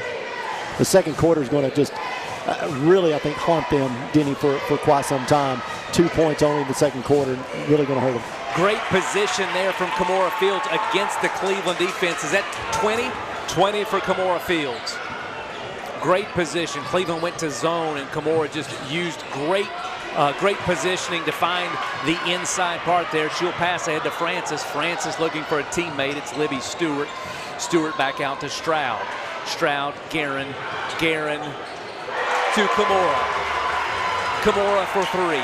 23 for her, and the lead has ballooned to 24. 48-24 the score, under 2 minutes to go. Cleveland desperate for answers here. It'll be Rodriguez, her three, no good. And Stewart battles underneath. A rebound will go to Fields. Fields will push ahead. She's got Garrett on the left. She'll take it herself. No, can't get the and one. She wanted to finish that. She wanted to finish it. And I tell you what, back-to-back threes from Fields has really put a damper on this game for Cleveland High School. Absolutely. That's Fields kind of like a shark in water there. She saw Laney in front of her and said, I'm not stopping now. So she takes that to the rim. And Laney, good job. Just had to kind of try to slap it on the way up to get it, knock it out. And that's about all you can do with Kamora coming, downhill at you. So it's again, a big run here after Cleveland made a 7-0 run kind of to start the second half. They kind of went flat on the offensive end, and then Bradley has really started to turn it up. Emily Patterson into the game and Huffman out. Kamora to the line. Kamora a little bit frustrated with herself at the free throw line, as she's 1 of 2 on this one. Really hard on herself, and that's a credit to her. She holds a high standard. The good ones are. Yep. So 49-24 your score. 90 seconds to go here in the third quarter. Bradley, a jump ball, good call. Good call there. Libby Stewart got in there against Cleveland High School's Jada Davis, induced the jump ball. Cleveland will retain possession. 49-24 your score. We've got the boys game coming up after this game, Shelton, and a pretty big one. That game was tight all the way down the stretch as Copeland's three finally good. Yeah, first three. Yeah, missed the first two, got that one minute to go in the third, and they need her to heat up in a hurry. 49-27. We've got a minute to go here in the third quarter. Bradley has led throughout. An 8-0 run to start the game and kind of quiet. Nice pass. Good look there to Francis. She finishes. Fields to Francis. 51-27. Her 10th. Cleveland back the other way. 51-27. Under 40 seconds to go here. So both teams with the offensive output in the third quarter, but defensively, Bradley has clamped down. Copeland back-to-back threes. She's got that ability. It's just one of those things that you almost ask, does she need more shots? I've said it all year. She needs more shots. Got to create for your shooters. Back-to-back threes from Lainey Copeland. 51-30 your score. So Cleveland with 12 points at the half, 18 in this frame. They just can't do much with Bradley Central. Down 51-30, under 5. This will be the last shot of the quarter. It'll be Libby Stewart. Her three, no good. Horn will sound. It's the end of 3. We'll be back here for the final frame on MixTV.tv.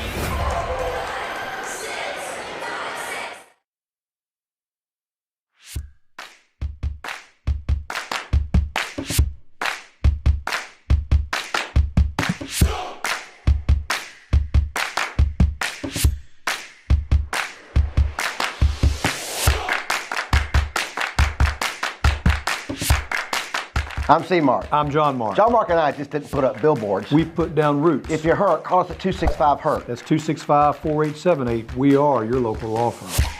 Over 60% of teenage casualties in drinking and driving crashes do not wear a seatbelt.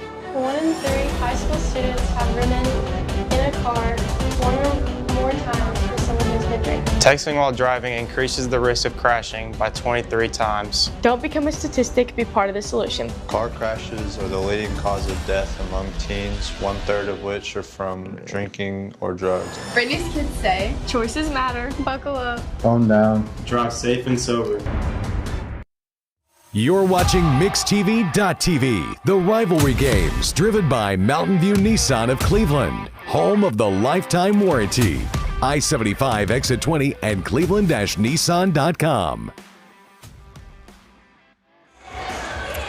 Welcome back to Raider Arena, MixTV.tv, along with Stephen Shelton. I'm Denny Collins on the Rivalry Game Series. We've got the fourth quarter of our first game tonight, Barrett's and Lady Raiders. And that third quarter, Shelton, was a barn burner. Just not a lot to show for it for the Lady Raiders. Great for Lady Raiders. They 19-18, Bradley wins that quarter, but more so for Cleveland. Listen, it shows you can play with them. All you got to do is play with them every quarter, and that's the thing that's going to hurt them in this game. It's almost a no-brainer as Rodriguez hits a three, her third three of the night. It's almost, you can't score 2 points in a quarter and think you're going to win a game. Yeah, and you talked about, really, there's Rodriguez, another steal. She'll go all the way and one. Great defensive play. Her 15th point. She's going to look for 16 at the line. Great defensive play from Rodriguez, who's played really well on both ends tonight. Yeah, she does a great job of getting to the rim. She along with Huffman, I think, are their best two, rim chasers, as I would call them, to get there. Just a good little run there by Cleveland to start this fourth quarter.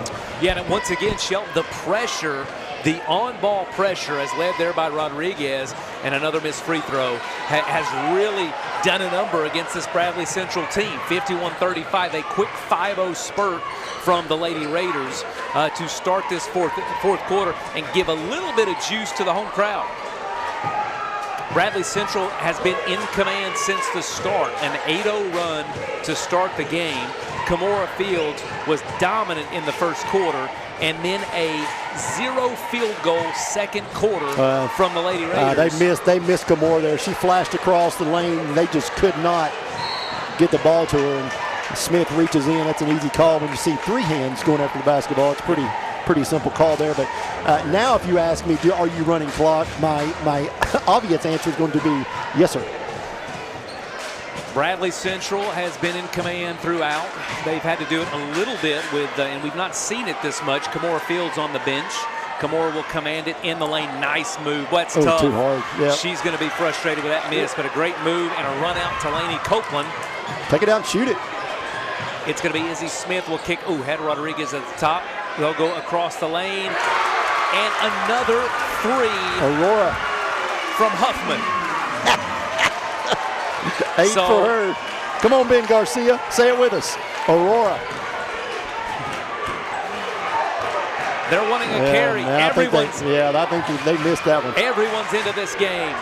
The crowd alive here at Raider Arena for the first time since the start. They'll go inside to Francis. Her shot, no good. Rebound. Rodriguez battles for it. She'll push ahead. It's Huffman. Will she try three? No. It'll be Copeland for three. Her three's good.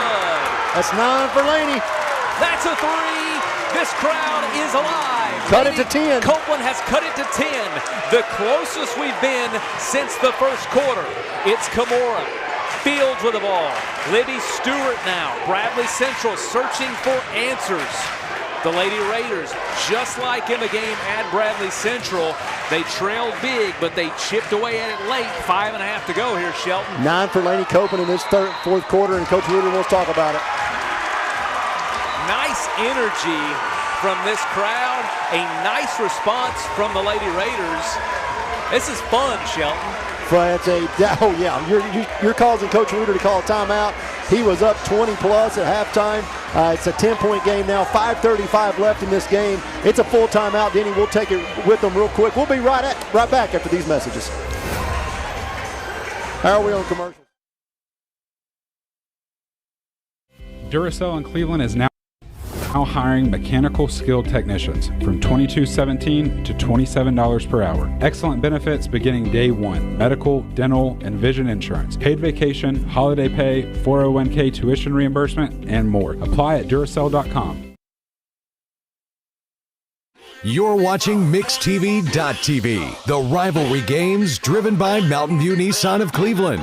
Visit cleveland-nissan.com. Nissan, innovation that excites.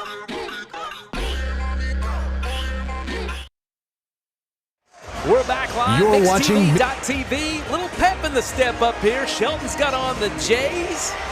And we're dancing a little bit because the Lady Raiders. Well, we're dancing a little bit because the man, the myth, the legend is here from the University of Tennessee. Oh, that's right. Our guy. Come on. I'm waiting on you. Golly, Bum, you froze me. It's Sterl the Pearl. Sterl the Pearl is here in the Raider Arena. And he's got it rocking, and the volume's gonna turn up as the Lady Raiders another rebound. And a foul will be called. I'm always interested when you get a guy across the court that makes the call, and a guy standing there right at the ball doesn't blow his whistle. So regardless, it's Cleveland High School basketball. 5:22 left. Down 10. That's the fourth foul on Jada Francis. So watch that with 5 minutes to go here. Down 10. If you've missed it, this was a 28-point game at one point, and Cleveland threw a flurry of threes. Could it be another one? It is! Laney Copeland for three. That's 12. Laney Copeland has come alive. Her fourth three of the half. Fourth three of the half. 12 points for Laney, and they've all come in this fourth quarter. Francis inside denied, but a foul will be called. Aurora come out of nowhere. I don't think the foul's not on Aurora. No. It's on the body with Patterson, I believe, and that's what they're going to get. She gave her a little hip check there, but good job by Aurora to understand what's going on with the turnaround with Francis and knock the ball out of the way. But no ball goes in the hoop, so you put Francis in the line and make her earn it. Her third, Patterson's third, the free throw good. Cool as the other side of the pillow, as they say, Stuart Scott. 52-44, this crowd, this place ready to erupt. Here at Raider Arena, second free throw, no good. Battle, rebound, we've got a scrum, and it's Kimura Fields. And we've got a problem, Shelton. We've got a problem.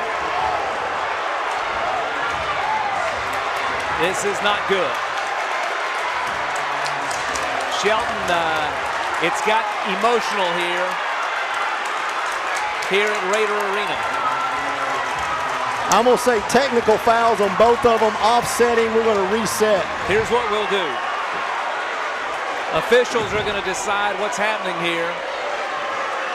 She got bumped by two different she got bumped by 2 different players. She pushes off. Everyone's at fault in this one. It looked like we'll go to the replay here. Free throw was going to be battled for and controlled. Kimura had position, so little scrum with a jump ball, and then it looked like Izzy Smith with the push, and Fields in there did not like it at all. So it's going to be interesting to see how the officials score this here. 52-44 your score. And things getting a little emotional. And you know what, Shelton? You like a little emotion. You like some energy in the game. You don't want to see things get out of hand. No. So the coaching staff getting beckoned over. They're going to talk to both coaches, Coach Reuter, Coach Hensley. We're going to see if we can get you think we can get, we've got them at the table here. It looks like they're going to say, it's going to be interesting how they handle this.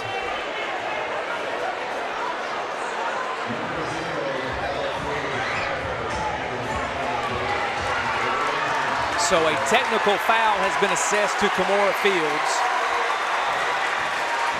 So that's 4 on her. That'll be 4.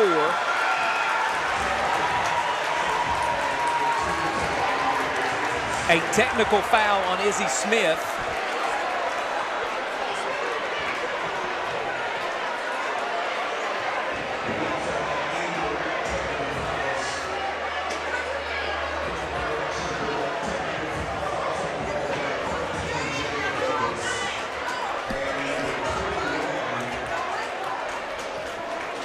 So we got technical fouls on 13 Davis. Looks like 21 Gravel is what they're saying. I heard indirect technical fouls on Davis.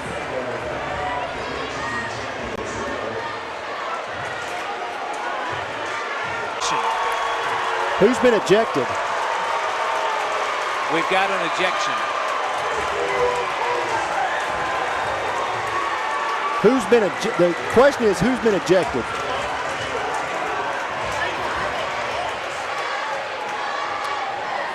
All right, so let's recap real quick.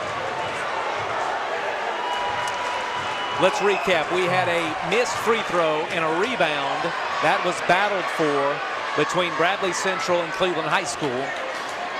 That rebound led to a foul call against Cleveland High School. Coach Reuter's got to be careful right here.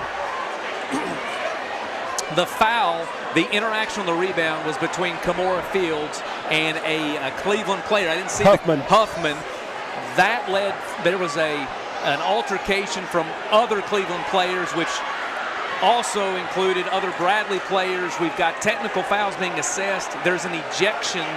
We're not sure who the ejection is. And guys, we apologize. It can't be Huffman. She's on the floor. It doesn't appear to be any Cleveland player. I think Coach Reuter for Bradley Central obviously upset.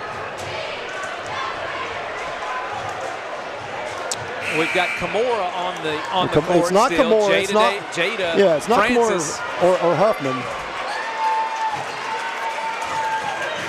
Well,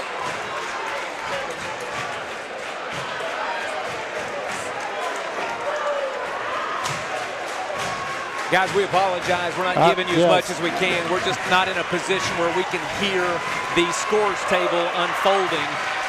We know that it's Kimura. I'm afraid they're going to say Kimura Fields here.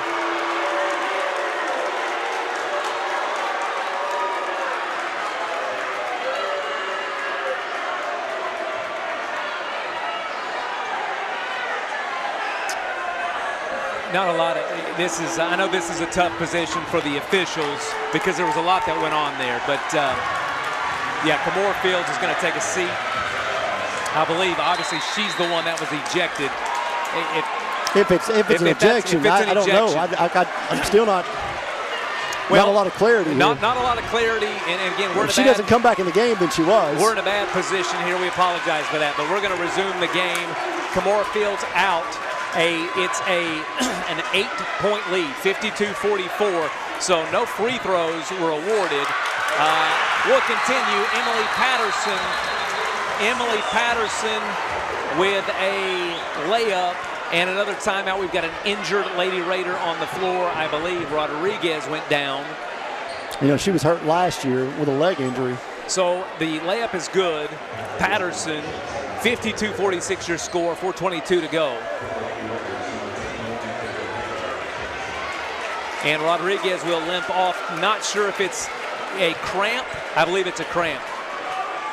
Looks like we've got a cramp for Rodriguez, so hopefully that will be, she'll get that worked out and be able to return. Here on the court, 4:22 to go in the fourth quarter, 52-46. Emotions are high. It's been a heavily contested fourth quarter for sure, led by Lainey Copeland to get back to the basketball. 4 3-pointers by Lainey Copeland in this fourth quarter. 4 threes from Copeland. And a foul going to be against Cleveland. Now, Shelton, let's talk about the emotions and kind of getting things back to the court here. How are you going to call this? How are you going to play this if you're both ends here? Well, Coach Reuter's got to find a leader on the floor. You got to look at Addie Guerin. You got to look at Stewart. I mean, someone has to step up right here. It's got to be Francis. It's got to be Addie Guerin. It's got to be Stewart, I believe. And remember, Francis is playing with 4 fouls. So Kimura, to the best of our knowledge, is out for whatever reason, if it was an ejection or maybe the combination of technical fouls for her. Jada Francis is playing with 4 fouls. So you're right. The Barretts have to find a leader. For the Lady Raiders, what do you do to continue this momentum? Well, you've got to keep getting open threes and you know, good open looks and getting to the rim. That's been the recipe for them this second half, and especially this fourth quarter. So, guys, just to recap, as the second free throw, no good. Rebound will be Gravel back the other way for the Lady Raiders. Quick recap, 53-46 is your score. A few moments ago, there was an interaction on a rebound between Kimura Fields and Huffman. The interaction led to somewhat of an altercation between the two. Multiple technicals were assessed, and it appears that an ejection has occurred, and Kimura Fields is out of the game. It's been an emotional game here. This game was once controlled by Bradley Central, leading by 28 in the third quarter. But now I'm going full court press here, Denny. That's why I'm sorry to cut you off, but you've got to go full court press for Cleveland. Lady Raiders here showing the pressure, and Bradley Central here trying to hang on. 53-46, a 7-point lead, and Bradley Central looks content to kind of work some clock here, Shelton. Absolutely. And that's the danger of it right there. Rodriguez. That's Bradley's basketball. Rodriguez knocked it out. Steal. Yeah, she knocked it out of bounds. And she, again, the cramp returning. So cramps for Rodriguez, and she's played a tough ball game there, picking up the ball handler. It's a 7-point game, and I'm going to tell you, if I'm Bradley Central, I got to take care of the basketball. You can't turn it over right here. You can eat 30 seconds every time down. You can almost mathematically get yourself a win just with the clock. So 3:20 to go here. Bradley the ball. The game reset. 5 fouls against the Lady Raiders. So the next foul will put Bradley on the free throw line. The Lady Raiders, the Barretts with 4 fouls, Lady Raiders with 5. So that's your team foul reset. Jada Francis playing with 4 fouls. They're happy. They're happy with this right here. So we're just running their motion offense here against the Cleveland man. And we're going to try to trap out there. That's a foul. No foul called. Reach in. And that may be a situation you want to put yourself in. Do you want to begin the process of fouling? Oh, that's a tough call on Rodriguez. That is a real tough call. If we get a replay of that, Reimer tried to just dribble around her, and that's a tough call on Rodriguez. That will be her 4th.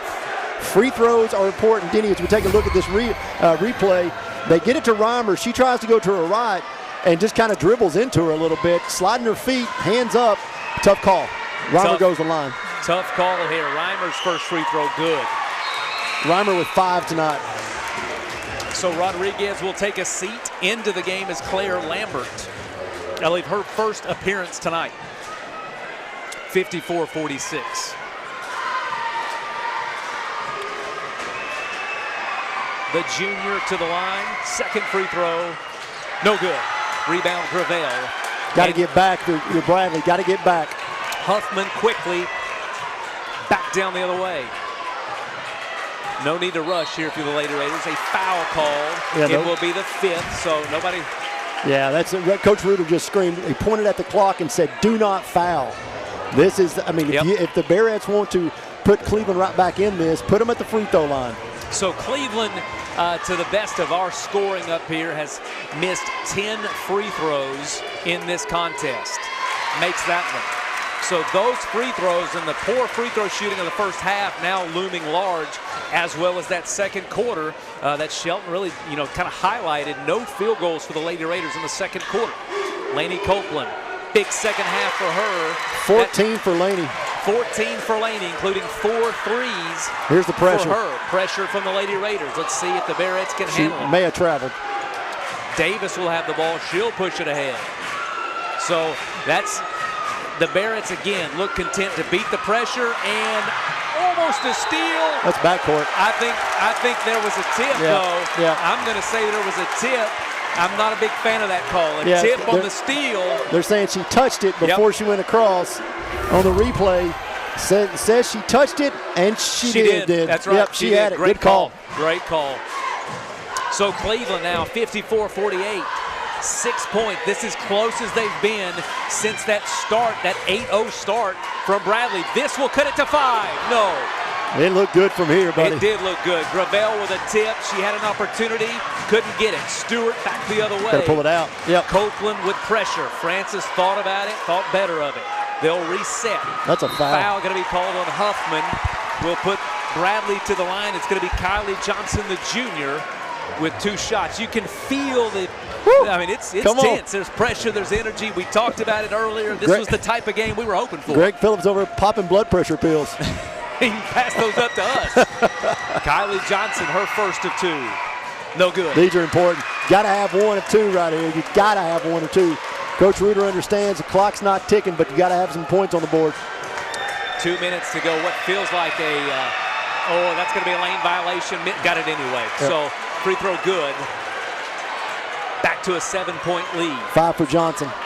So Lady Raiders here, as they bring the ball up, how do they proceed? What offensive set do they look for here? They got to get going again, Denny. I think that break on the brouhaha there may have distracted a little bit. Laney Copeland from Mouse Creek Road. Did not distract Laney Copeland. Her 5th 3 of the game. Her 5th 3. 17 for Laney Copeland. Let's get a replay. She went to Paul Huff, took a right, went down Mouse Creek Road and said, I'll take that one. Way downtown, Laney Copeland, bang! All in the second half. And Shelton, you talked about this. Laney Copeland was one of those players that you felt like, let's look at this replay again, see if we can get how deep that 3 was as she comes off the screen. Nice set play, got it from the in Raider Arena, bang. You talked about her as a pivotal player, and you really said, hey, they need to get her more involved offensively, including taking more shots. She's heard you this half. Laney's streaky. She's streaky. We saw her at Walker Valley struggle from the three-point line. Okay, but listen, when she gets going, she's going. We've seen it. She's hit 4 threes here, 5 threes here in the second half. She has 17. She's cut this lead to 4 with 1:46 to go. Now, if you're Bradley, Denny, you can't sit on it like a mother hen. You got to do something offensively, and I think the key for Bradley right now is to try to get to the rim. They're trying to get Rodriguez into the game. They're trying to get a sub here as Rodriguez been plagued with cramps, so she'll come in. Lambert will go, wait, we'll see. They're not going to let it happen. Yeah. Not going to let that happen. So Lambert will stay in. Cleveland will provide the pressure. Gravel looking, no, they'll bring her off the ball. So a 4 across set for the Bearettes as they look to get it in. They'll go back to Guerin. Guerin up ahead to Francis. Francis playing with 4 fouls. It's a 4-point game for the Bearettes. This has been one of those games that 28. Got it right. Yep. Guerin had a blocked a foul call. A foul will be called. We'll send Guerin to the line. Great recognition by Guerin, though. They were kind of just guarding off and giving her the baseline. She took it. Not someone that's known for driving the basketball. She took the drive there, picked up the foul. They desperately need these free throws from Addie Guerin. Take the replay. Shelton gave you the look. Addie Guerin, they gave her the baseline. She took it. That's pretty clean. Clean by Patterson. As you said, they can't just sit on it. It was a good-looking block from Emily Patterson. Nonetheless, Addie Guerin hits the first, 56-51, your score. both teams in the bonus here from a foul standpoint. She can push this to 6. Second shot, no good. That's a 5-point game. Huffman will run out ahead. Quickly down the lane she goes. Her layup, no good. No foul call. Guerin will pull the rebound. Barrett's quickly head up the left side. 1:20 to go now. That was a big possession for the Lady Raiders. Huffman could not get that layup to go. 5-point lead, and we're going to call a foul. I believe we're going to get Laney Copeland. I think Laney thought that they were telling her to foul because she looked over and said, "Is that what you wanted me to do?" Type situation. I think that's a good play. Whether they wanted her to do it or not, that was a smart play, a good basketball play from Laney Copeland. The only problem is you put the best shooter on the floor for Bradley to the free throw line. That's the only thing that didn't go their way.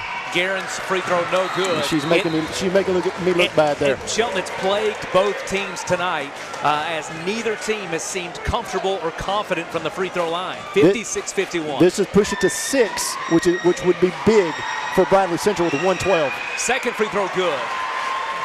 57-51. Foul's not an issue. Every foul will put somebody on the free throw line. 15 for Guerin. 5 for Guerin. Quite not. About to be under a minute, Denny. Rodriguez with the ball. They trail 6, a minute to go. Nice look inside Gravel. Her shot no good. Not a bad foul. No. Not a bad foul. Minute to go. It was going to be a little easy bunny right there for her.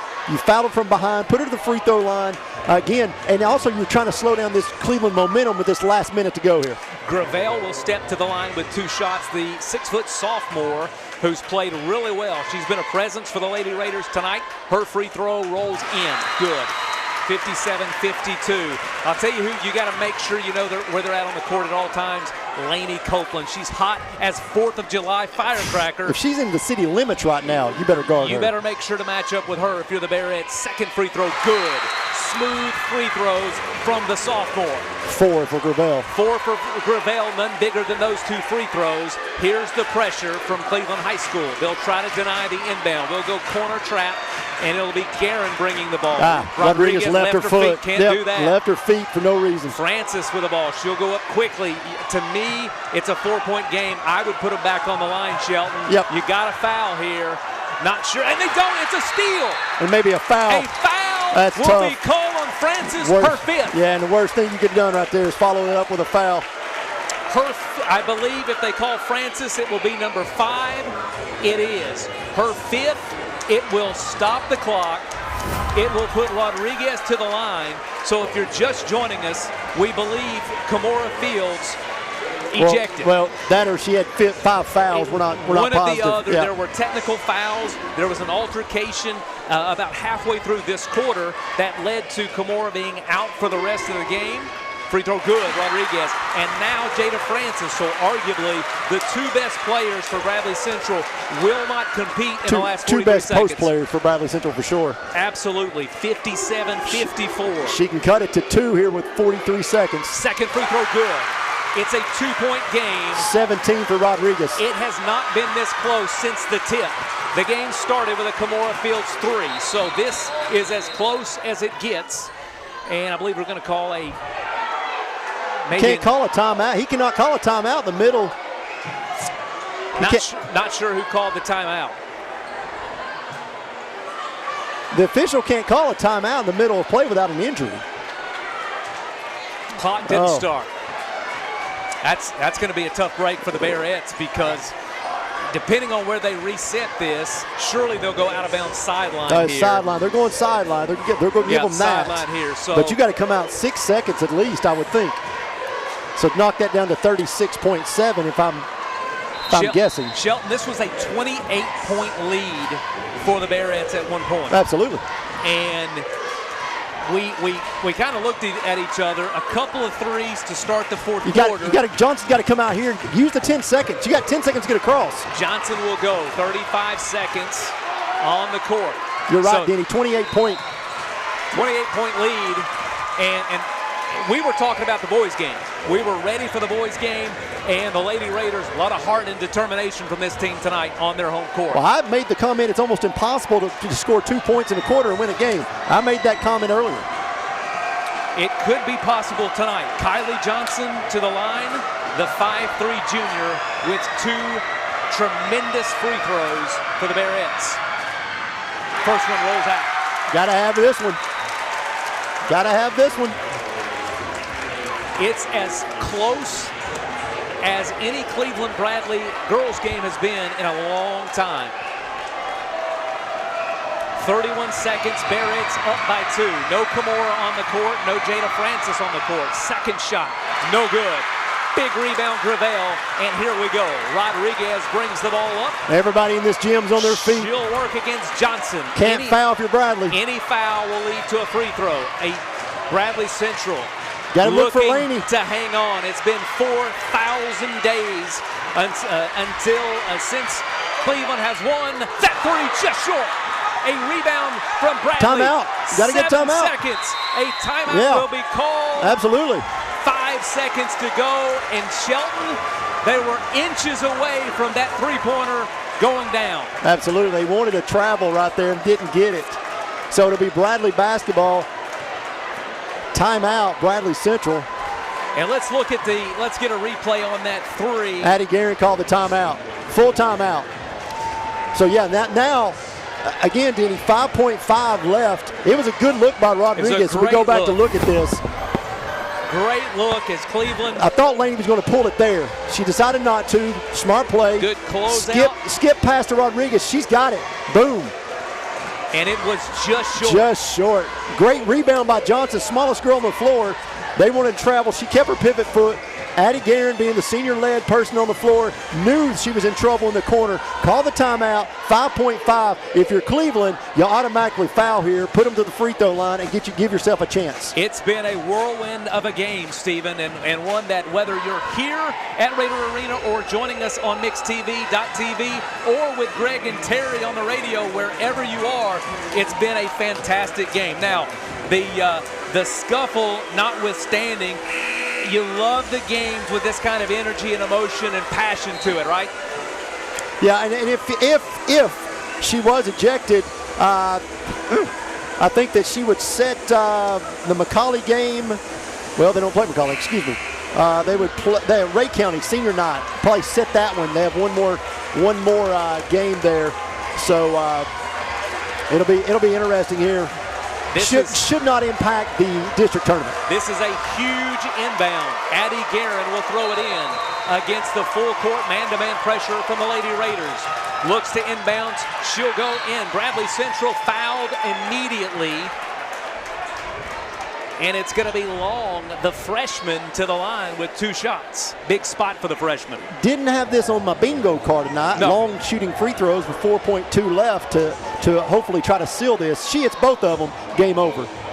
She hits both of them, Denny. You don't play defense. If you're Bradley, you just get back and let the game come to you. She had a great second half and played well in our last broadcast. An up-and-comer for Coach Reuter. Big free throws for the freshman here. Long's first one up, no good. Oof. Cleveland's going to have a shot. Oof. No matter what happens, Cleveland has a shot. If you're Bradley, you know they got to take the three if you make this one. 4.2 seconds remain. 57-55. Long has 1 free throw here. Barrett's are back. 2 of them back as they anticipate the baseball pass or run out. Second free throw, no good. May go in their favor. May go in their favor. Rodriguez has it. She'll push it ahead. It's going to go out of bounds. That's Ball the game. horn. 57-55. The Barretts survive. An incredible game from both sides. The guts of the Lady Raiders, the heart of the Barretts to hang on. A great performance from both groups. Incredible night of basketball. What an incredible game. Just, man, that is a fantastic basketball game. Fantastic contest. The Lady Raiders lose by 2 to the #1 team in the state of Tennessee, undefeated Barretts. And it's what a survive and advance time of year, Denny Collins. Trailing by 28, Shelton. I think we kind of glossed over it, and you and I, again, we were kind of turning the page on this book and saying, hey, let's look at the boys' game. Hope it's a good one. Just not a lot of energy until Laney Copeland entered the scene. 5 threes from Lainey Copeland. She entered the scene. She took over Cleveland. She took over the script for sure. Had a big 3 to cut this lead down to 2. And Lainey Copeland and Rodriguez had a 3 to take the lead. Had a run out there on a long rebound from Gravel to Rodriguez. I thought Rodriguez was going to take it and heave that last shot. Probably needed a second or 2 more to get the shot they wanted. It actually worked in Bradley's favor when the ball bounced off the rim to almost to the corner there. And so now Cleveland had to come to the very other end of the floor with 5.2. They got it with 4.2 when they picked it up and came down and was able to, not able to convert there with Huffman. Probably not something you would think about, but no one was chasing that ball but Gravel. She could have been smart to let it go out of bounds. Clock doesn't start.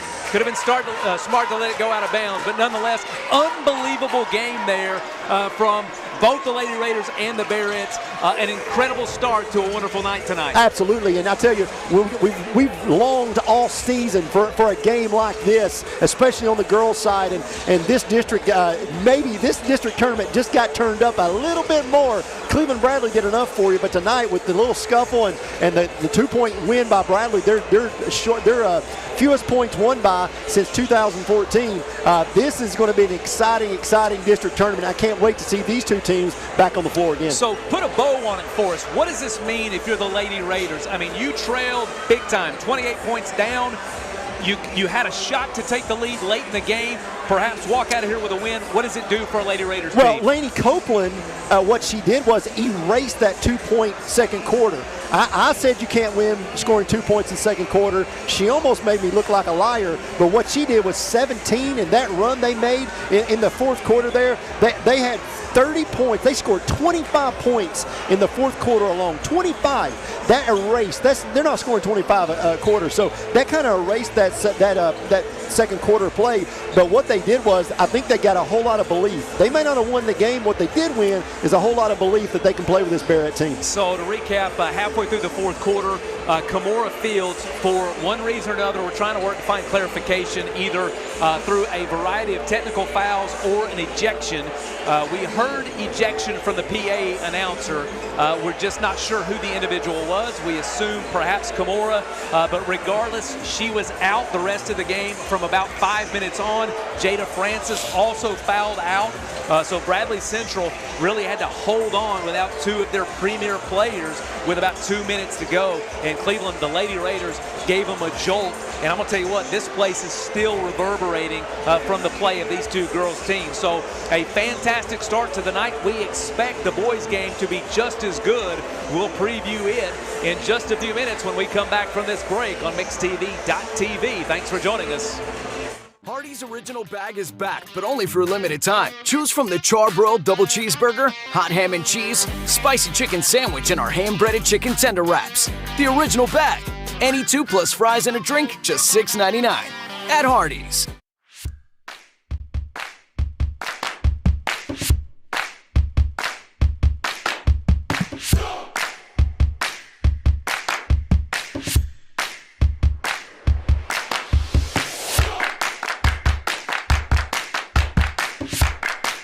I'm C-Mark. I'm John Mark. John Mark and I just didn't put up billboards. We've put down roots. If you're hurt, call us at 265-HURT. That's 265-4878. We are your local law firm.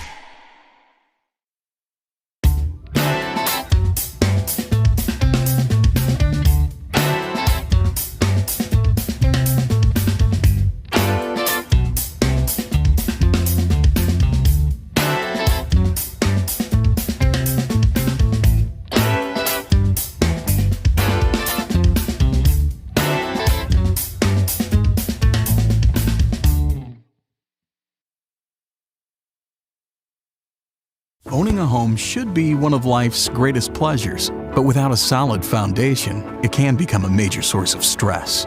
Luckily, you're not alone. Our experts can identify the true cause of foundation issues and guide you through every step of the way to fixing them, from pinpointing the problem to perfecting the solution.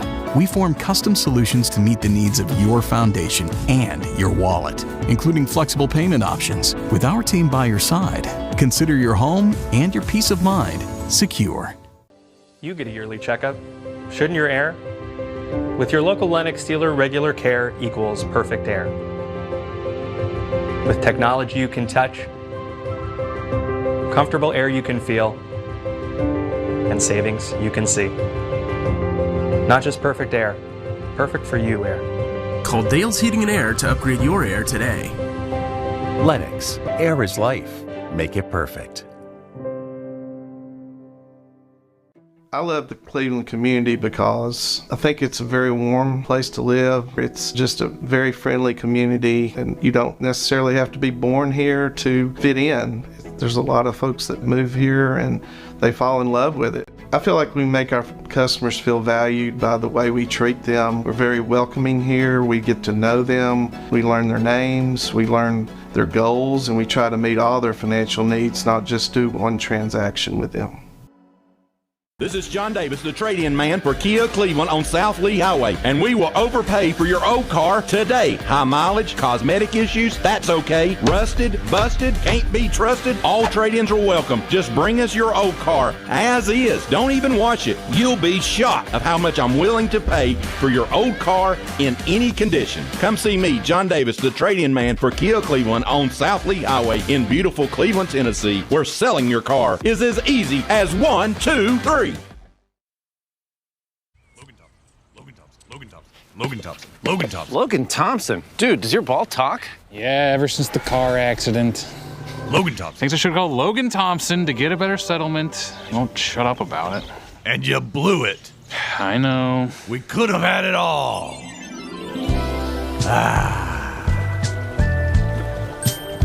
Logan Thompson. Call Logan Thompson. We get results. Call Logan Thompson.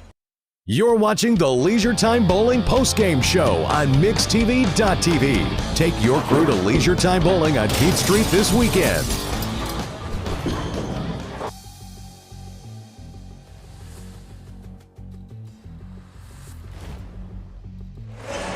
All right, back on MixTV.tv. We're live from Raider Arena as you watch the Hardee's highlights. Feed your happy. Got a lot of them. Feed your happy, and I'll tell you what. I bet there's some Laney Copeland highlights in here somewhere. If you're a basketball fan, you're pretty happy about that game. That was just a joy to watch. I mean, just from the sheer standpoint of watching two teams battle it out, it was a lot of fun, Stephen. And I tell you, Cleveland High School trailed by 28, showed a lot of grit and fire, and the firepower came from Laney Copeland as she got hot. Didn't hit a three in the first half. Didn't really take a lot of shots in the first half. She didn't take a shot. She took 2 threes in the first half. That's it. Didn't score in the third and 17 in the fourth. And then she just exploded. And I'll tell you what, look at this highlight. This is not the Hardee's highlight we need to watch. That's not the move of the game. This is a biscuit that's been setting in for about 3 days highlight right there. Steve Hartline with a halftime shot that was horrendous. Rodriguez with a big three from the outside. That kind of got him going there, Denny. And then you got Kimura shot pop. They really needed her. Kimura finishes with 24 points, excuse me. Then we get going. It's the Laney Copeland Show. Everyone get a ticket because this thing's taking you on a ride. Copeland, 17 points, 5 threes. She was unconscious. The last three she hits, sir, it was from Mouse Creek Road over by Hunter's Run, if you will. She had a big bomb there. And that was a big three from Huffman. Here, there's another three, Copeland. And Copeland's big three was the deep three from the in Raider Arena. We're going to see all 5 of them. Right there. That was the one. When you're standing on the Raider Arena lettering on the floor, that's pretty deep. The Hardee's highlights. Hardee's highlights. And Shelton, do we have a move of the game? I think we do have a move of the game. And I let my main man, Fruit Loops, pick the move of the game. It was early, but nice tip. Stewart picks it up, gives it to Reimer for the finish there, and that's a nice move of the game. There were a lot of moves of that game, and I'll tell you what, Shelton, it's hard to pick a player of the game for that one, but I'm going to leave that one to you. That's why you get paid the big bucks here as the color analyst, so to speak. Who's your Mayfield star of the game? Mayfield star of the game for me, I hate to tell you, Laney Copeland. Laney Copeland almost single-handedly brought her team back from the grave, if you will, and pushed that thing in a 2-point loss. Laney Copeland, 17 points, did not score in the first half. Incredible effort, incredible shooting. Just a great night for Laney. Bradley Barrett's win 57-55, but the Mayfield star of the game is Laney Copeland. Well, we've spent a lot of time talking about the girls' game because it was fantastic. We got a good one for you here. The boys' game, we hope. It was a Cleveland High School win in the first matchup, a 3-point win, I believe. Earlier in the season, the Raiders come out on top at Bradley Central. Let's shift gears and talk a little bit about what this game means, Shelton, as we let the emotions kind of settle from the girls' game. What are we looking at here from a seeding standpoint? What's this game mean to both teams? Well, I think we've got the district standings here that Fruit Loops can pull up for us. When you look at this game, it's all about 2 and 3. This is what you don't want to do. You don't want to be 3 because if you win the first game, you got to play Walker Valley. That'll end your season. Well, not end your season, but make you number 3 in the district. You have no chance of hosting a region game. If you're number 2, you win the prize of playing East Hamilton or Howard, and then you're almost automatically set up for a game to host that first round. Denny, that first round is such an important because then I believe you travel to Warren County for the region, which is a nice drive this time of year if you like 111. But it's very important to try to stay away from Walker Valley is what everyone's trying to do. We've known it. We've seen it for years. Back when Bradley boys were dominating, you tried to stay away from them. There were years that you tried to stay away from Cleveland boys when they were dominating. You try to stay away from those teams. And the only way you can do that is by being odds and evens. The evens stay away from the odds till the championship game, and that's exactly what this game is about. They're trying to make certain that they do not have to play Walker Valley until that championship round. And in the state of Tennessee, the first round of the region tournament at the home school of the top seed. So for the top 2 host, 1 and 2 seed will host, which gives significance to this game for sure. Because if you can slide into that finals game of the district, you'll be guaranteed to host a region game. And both of these teams looking for that. Walker Valley at home tonight, their senior night, as they host Howard High School. And so certainly want to celebrate their seniors. I think a big group, 8, I believe, if I remember correctly, 8 seniors for the Mustangs. But for us tonight, it's the Raiders hosting the Bears in a rematch. Raiders took game 1. We'll see who takes game 2. We're going to take a quick 60-second break. Be back. We'll talk about the standings and give you the starting lineups, and we'll give you the tip here in 60 seconds. No more varicose or spider veins. No more tired, achy, restless legs. No more swollen ankles. It's time to get back to a better you. With the help from Milligan Vein Clinic. Our board-certified physicians have treated thousands of patients using the latest technologies to restore healthy, great-looking legs. There's little or no downtime. It was covered by my insurance. My legs have never felt better. Milligan Vein Clinic, improving the quality of your life. Did you figure out what you're going to do for college yet? No, I don't think so. I'd like to go to Wesleyan like you, but I don't think my parents can afford it.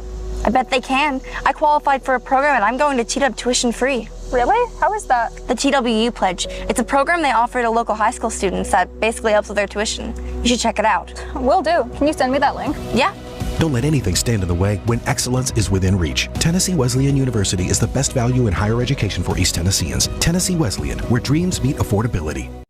I'm Clark Campbell. I've lived here in Cleveland, Tennessee for 24 years, and I'm so proud that I get to shop for my business to get my truck right here in my town. I left my gas truck a couple years ago when I realized that this mid-sized truck with a diesel engine could pull my trailer with so much more efficiency, and they helped me find it.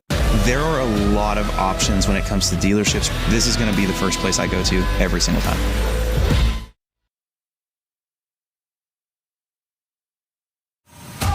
This is the Cleveland Ford Pregame Show on MixTV.tv. Shop Cleveland Ford online at clevelandford.com. Cleveland Ford, honest people, honest deals.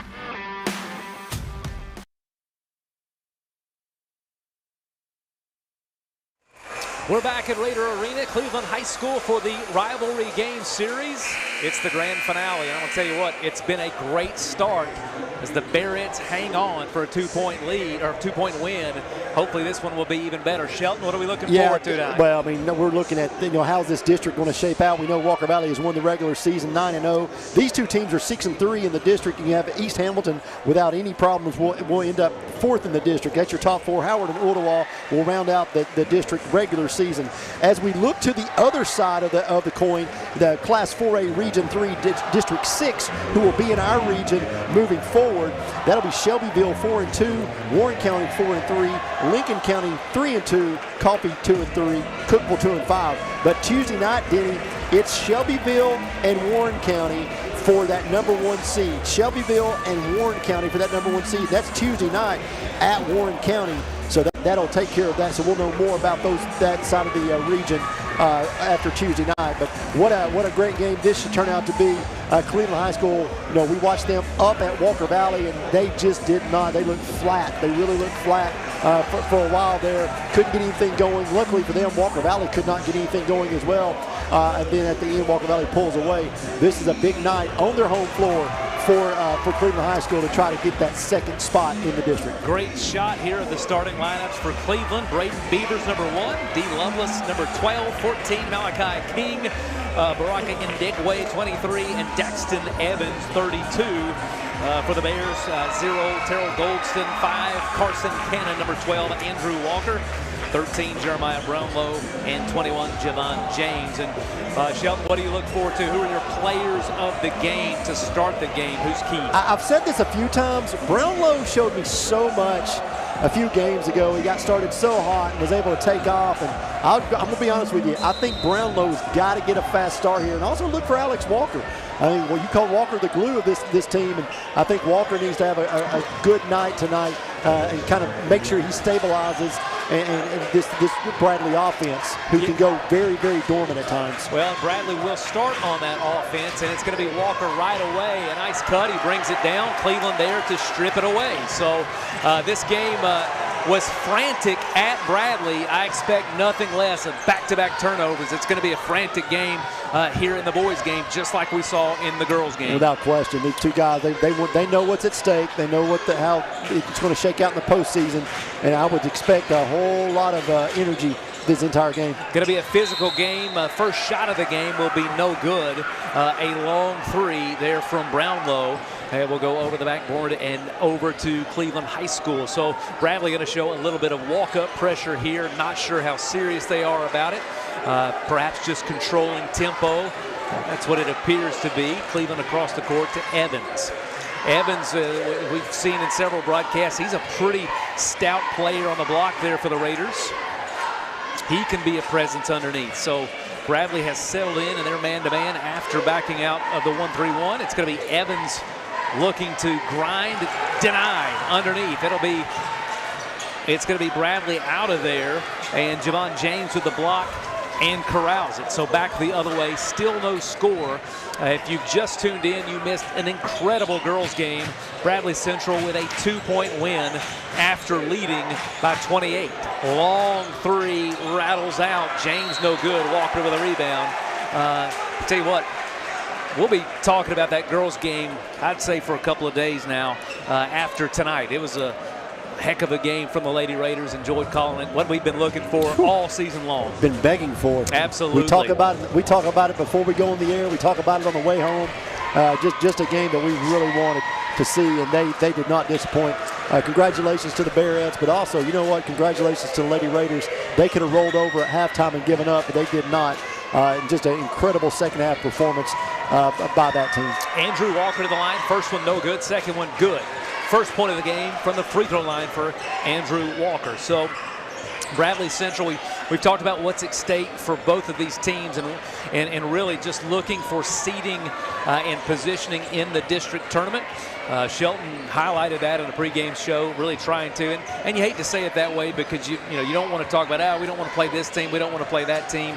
But I'm nobody sure wants to play Walker Valley. Nobody wants to play. Let me go Walker ahead and get that out of the way for you. No matter what coaches will tell you, they don't want to play. Braden Beavers for 3, and that's just because let's give credit where credit's due.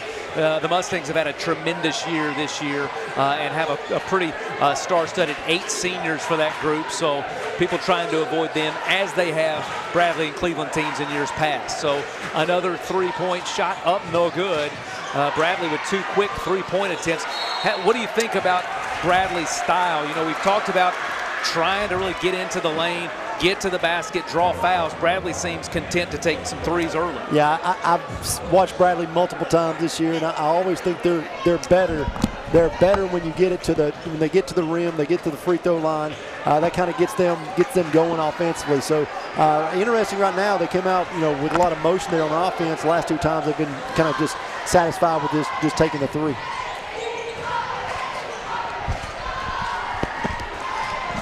So nice play there. I mean, he throws it off Carson and going to pick it back up without the backcourt call. Long 3, no good back. So that was mother of Araya Huffman. And she, here we go. This one's going to get chippy here. I didn't see that one. Well, same thing. We're going to, jump ball on the way down. Okay. That was Araya Huffman's mother. It's Araya. So I'm not kidding. Araya. Yeah, okay. Araya. I told her I'm practicing. Araya Huffman. I said, She's giving us a hard time. No, she's giving me a hard time. You got it right. She said, look, man. She said, I know you're going to have it again. Get it right. I said, your daughter is awesome. She has a beautiful name. We love calling her. Thanks for coming up here and telling me. Araya Huffman. Great game for her. She played a tremendous game for the Lady Raiders. I'm thankful for the mom. Come up with a smile on her face. Beautiful family, the Huffmans. So thank you for that. Foul going to be called here, 3-1. So energy to this game, Shelton.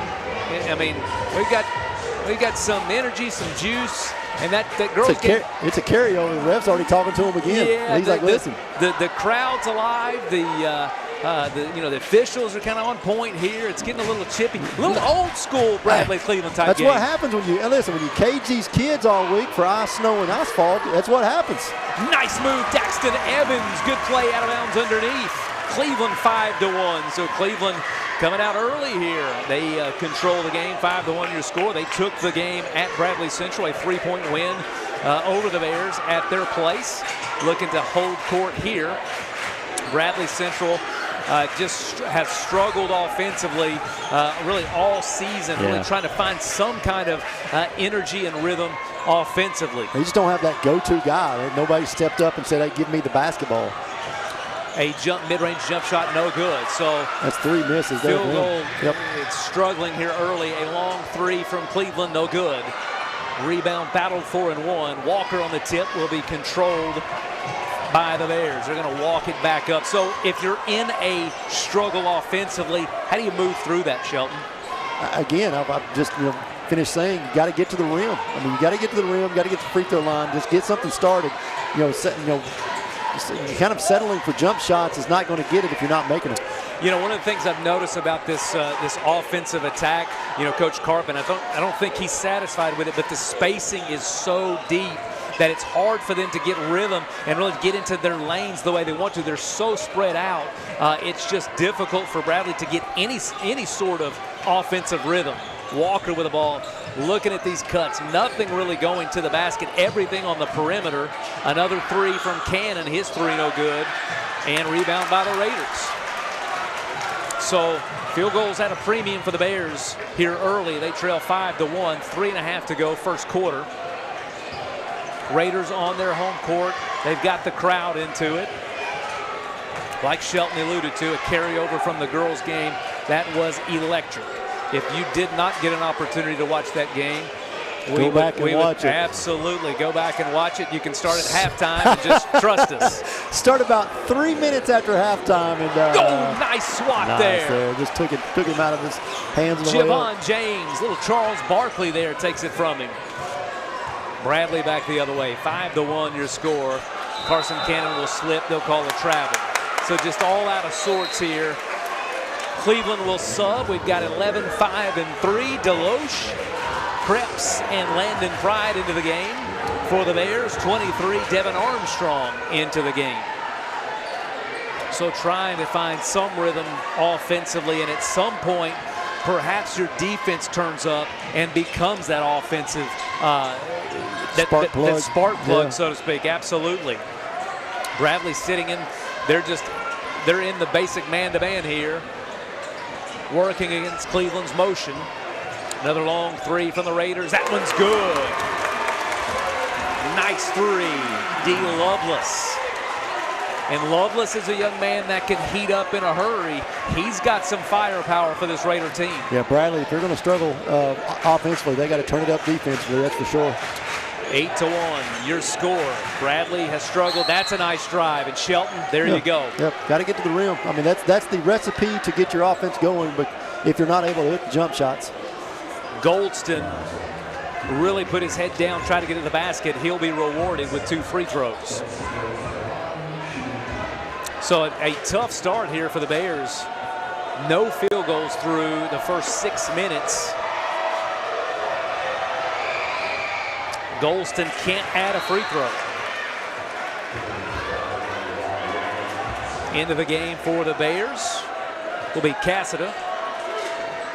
He'll check in as Goldston back to the line for his second free throw. When Coach Pry took this job, his back was against the wall a little bit when he came in, losing a lot of talent and for various reasons. And I tell you, he's done a fantastic job just to get this team in a position to finish, district runner-up for the regular season. Second free throw good, layup no good. Had a great look. Deloche did, unable to convert though. Gabe Krebs into the game as well for the Raiders. Bradley back the other way, trailing 8-2. That shot no good. Yet to hit a field goal. Walker with a rebound. He's battling underneath. A foul call, and it cannot go. So still no field goals for Bradley. That one rolled about every part of the rim you could go except for the most important part. Walker will go back to the line. His second trip. He'll have 2 free throws. First one is good. 8-3, 1:41 to go. First quarter here on MixTV.tv at Raider Arena. Second free throw good. Third point for Andrew Walker. 3rd of 4. Cleveland works against this pressure. Do you like this move if you're for Bradley Central? I'm not sure I do right now. Three-pointer good. Because of that. Ben Deloche with a corner 3, and that's the price you pay. You give up a look. You hope they miss those. Cleveland did not. 3-pointer, 11-4, and a foul call. It's going to go against Lovelace. Second foul on the Raiders, so no harm, no foul. Bradley will inbounds on the sideline, trailing 11-4, 1:20 to go. Just not a lot of offensive pop for Bradley, and they're just searching desperately. Cleveland in the man-to-man. Cassida will have it on the right side. He'll look inside, trying to get Walker some action. Walker will have it. He holds off. A whistle will blow. No field goal. They'll say on the floor. So they'll take it out of bounds again.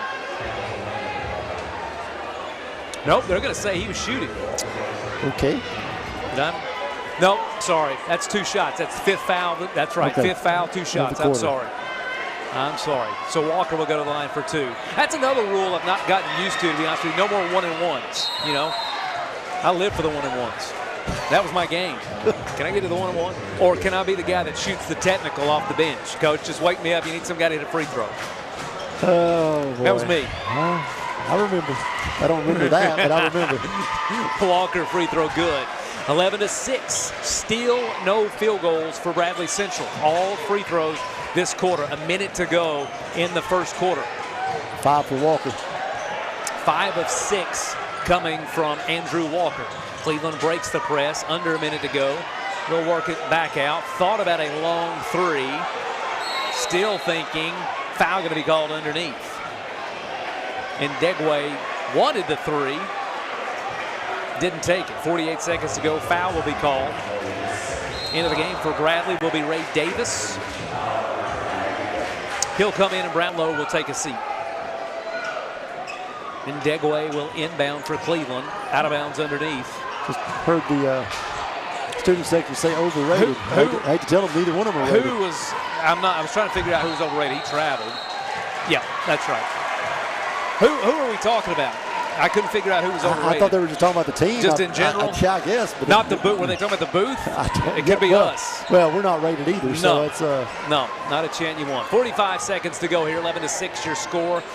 Bradley Central to the line, Goldston, or to the lane. A foul will be called, and really that's what's working for Bradley. I think Goldston, he's using his feet, using his ball handling ability, getting to the line, and so now with Cleveland in the bonus, with Bradley in the bonus, free throws for the rest of the way.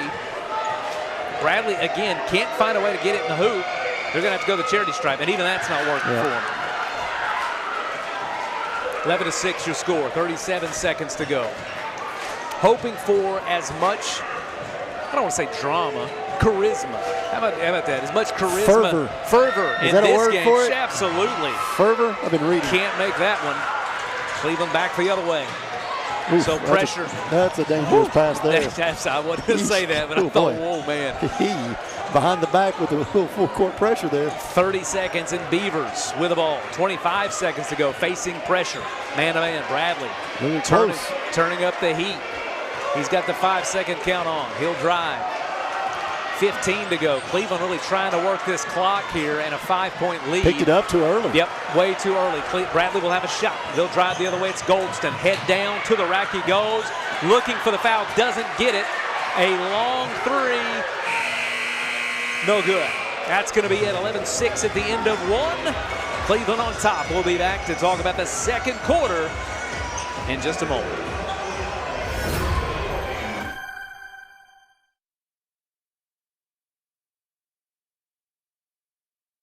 Duracell in Cleveland is now hiring mechanical skilled technicians from $22.17 to $27 per hour. Excellent benefits beginning day one: medical, dental, and vision insurance, paid vacation, holiday pay, 401k tuition reimbursement, and more. Apply at Duracell.com.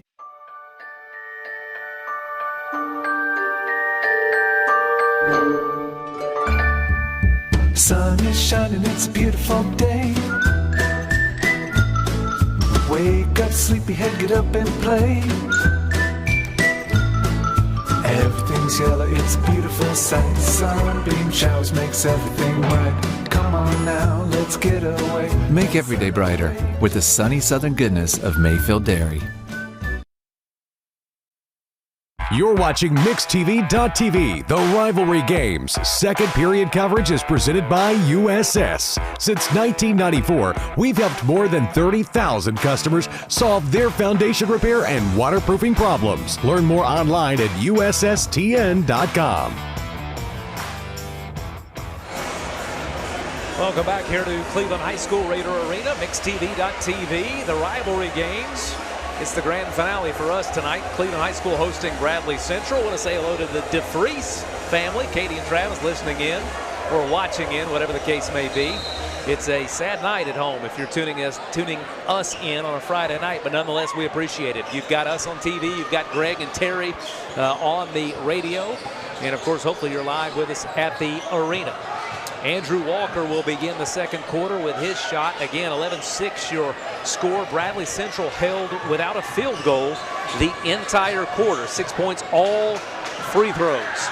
So not a great offensive start for either team.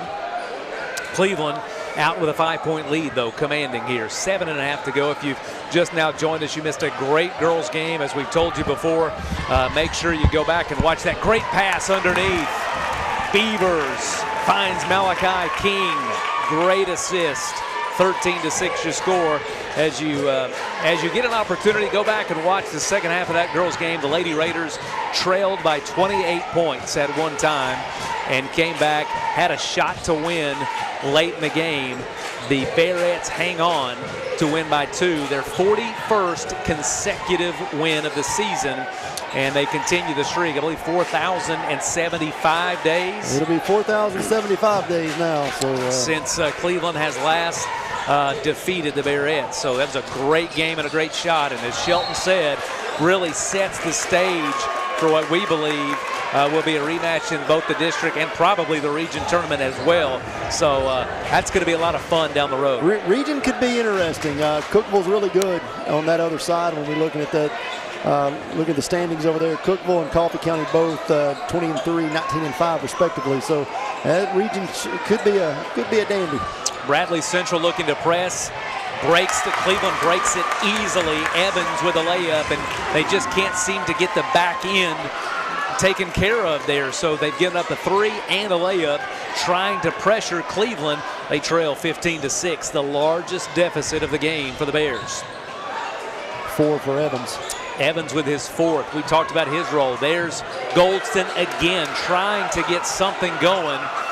Just unable to do it. Driving to the rim is one thing. Being under control is the other. Got to have body control. Slow the game down.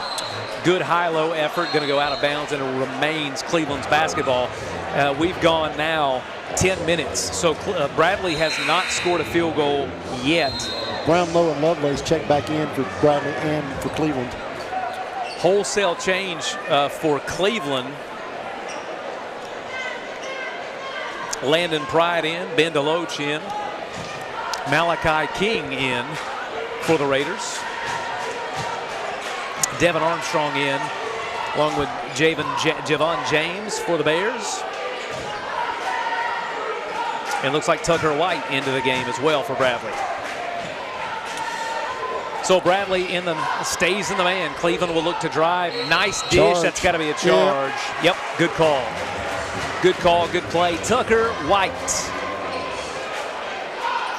from the Bears. Learned that from his mom, Jenny Wheels, former Bearette. Great player for the Bearette. Late 90s, I believe. Didn't learn it from her dad, I'll just say that.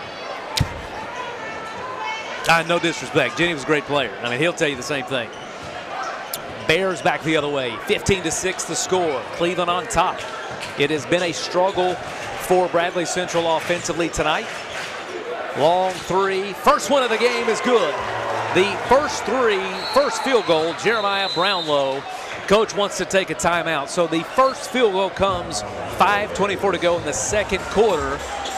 And Bradley hoping to create some sort of rhythm and get going in this game. It's been kind of clunky for both teams, Stephen. Well, I mean, if you drive like Goldson's been able to do, but if you ball control, body control, slow the game down, and if they cut you off instead of throwing it up at the rim and hoping for a foul, if Brownlow can start getting hot from the outside, if they can maybe get Carson Cannon some good open looks, you got to start hitting a couple threes. We saw in that last game, a couple threes starts making a whole lot of difference real fast for offenses that struggle.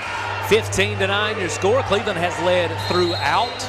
They jumped out to an early 5-1 lead, and we've kind of documented the offensive struggles from this Bear basketball team in the game tonight. Again, we want to just remind you, if you missed a girls game, please go back and watch that. Start about halftime. You can put it on mute if you want to, and just that's what we would do. But watch the second half of that game. Some great performances from a lot of good players, and a lot of energy on the court. Just a lot of fun for our community. A little bit of excitement there halfway through the fourth quarter, but Barrett's prevail in dramatic fashion there. A 2-point win. That's an old school throw. You see that shot? That's an old school shot there. Old school 3 there from Landon Pride. Hey, good look there, but it was old school 3. 15-9 your score. Bears on top. 5 minutes to go here. Second quarter. You think Hartline will take another half-court shot at halftime? I think if he does, the FCC will be in contact with us if it's broadcast. Bears working, coming off their first field goal of the game, and quickly getting ahead. Long 2-point shot, gonna roll. No good. Rebound tipped up. No good. Battle steal. That's gonna stay with Bradley, I believe. It will. So good hustle play there from, I believe that was James. Yep, Javon James. Great hustle play, and the Bears will retain possession. Coach Pride yelling at the ref. He said, he's out of bounds. The ref said, I can't see that. He said he was way up top there. And both were factually true. He was out of bounds, and no, you couldn't see it. Long 3, no good. Nice rebound, up and good. Brownlow. And he was one of your players that you talked about in the pregame. Brownlow, for me, it's Brownlow and Walker. You got to give them opportunities. Brownlow very active on the glass. Nice offensive rebound. And it's some of those, difficult points to earn for Bradley that seems to be making the difference. Good offensive putback from him. Bradley switching now to his zone, and it's going to be King up and looks like they're going to call block foul there. Could have gone either way. Could have. Tough call. Thought he had position. Bradley has quietly, and I say quietly, brought this back to a 4-point lead, or 4-point lead for Cleveland. Shelton, are you surprised? Only 2 made field goals for the Bears, and they're only down 4. Yeah, absolutely. I mean, I'm also surprised that Cleveland, the Lady Raiders, had 2 points in the second quarter and almost won the game. Malachi King to the free throw line. First free throw, no good. Yeah, that's astounding. I don't think second free throw, no good. Maybe the only game I've ever seen that a team had 2 points in a quarter and almost won. And not just 2 points, Shelton, no field goals. Oh, yeah. Two free throws in the second quarter and still almost win. Bradley now trailing 4. 15-11, under 4 to go. Halfway through the second quarter, they're going to look for Walker. Walker, nice strong move underneath. Battles, gets it to roll. Andrew Walker, I believe his 5th. 7th for Walker. 7 for Andrew Walker. One of Shelton's pregame players to watch. Picks to click. Picks to click, so you speak. We could sell that. Need a sponsor, Heartline. Cleveland still leads by 2. There's Pride, a long 3. This one's good. Long 3, Landon Pride. The throwback shot, money. Come on with it. 18-13, so as Bradley creeps closer, Cleveland with the answer. They're 5 points ahead here in the second quarter. Bradley working against the man. Motion offense, very same play. They're going to call, charge called against Andrew Walker. I'd like to see a replay of that one. That was tough from where I was at. Thought he might have been under the goal. Walker on that curl. Nope. That's good call. Yep, good absolutely. call. Good call. Walker just got in the air. Cleveland, great play there. 5-point lead. Good looking crowd here on a Friday night here at Raider Arena. And that's what you love to see. If you're not watching us on mixtv.tv or tuning in to Terry and Greg on the radio, on the airwaves, we hope you've joined us here. Go visit the concession stand. They got Walker, I think, on the hole, kind of hooked him a little bit. Foul going to be on Andrew Walker. I believe it's going to be 2 on him. Yep. Got him on the hole. They're saying maybe hooked him just enough. We'll have to go to the monitor for the hook and hold. We'll do that. I mean, we can do that in high school, right? We can call a hook and hold here. Tennessee and Kentucky tomorrow. Duke, North Carolina tomorrow. The Olympics tonight. A lot to Super Bowl Sunday. A lot to break down. We'll get your Super Bowl picks in a minute as Evans goes up. Left hand good. 6 for Evans. Strong move. His dad never used his left hand. Let me just say that. No, not like that. Daxton Evans powering his way to his 7-point lead for the Raiders. Evans, the football star for the Raiders, up-and-comer, sophomore.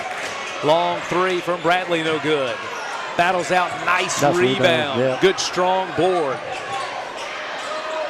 Shot gonna be no good. They're just out of control. Yeah. It's just everything seems rushed. Everything seems like it's do or die. And it's just got to slow it down. Body control. We keep saying the same thing, but it's so true. The game has to become slower for you before you can be better at it. We'll tell you, we've got no roster 3, a long 3. Malachi King, no roster number, his 5th for 22 for Bradley. So if we got anybody listening in, 22 for Bradley Central. Yeah. Not included on the roster. Ben Garcia. Ben Garcia, help us out. Your daughter's running around this gym unparented as well. We will not be calling DCS on that one. Ben Garcia.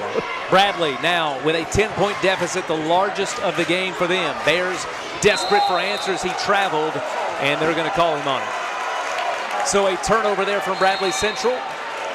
Bears will sub in Riley Cassida.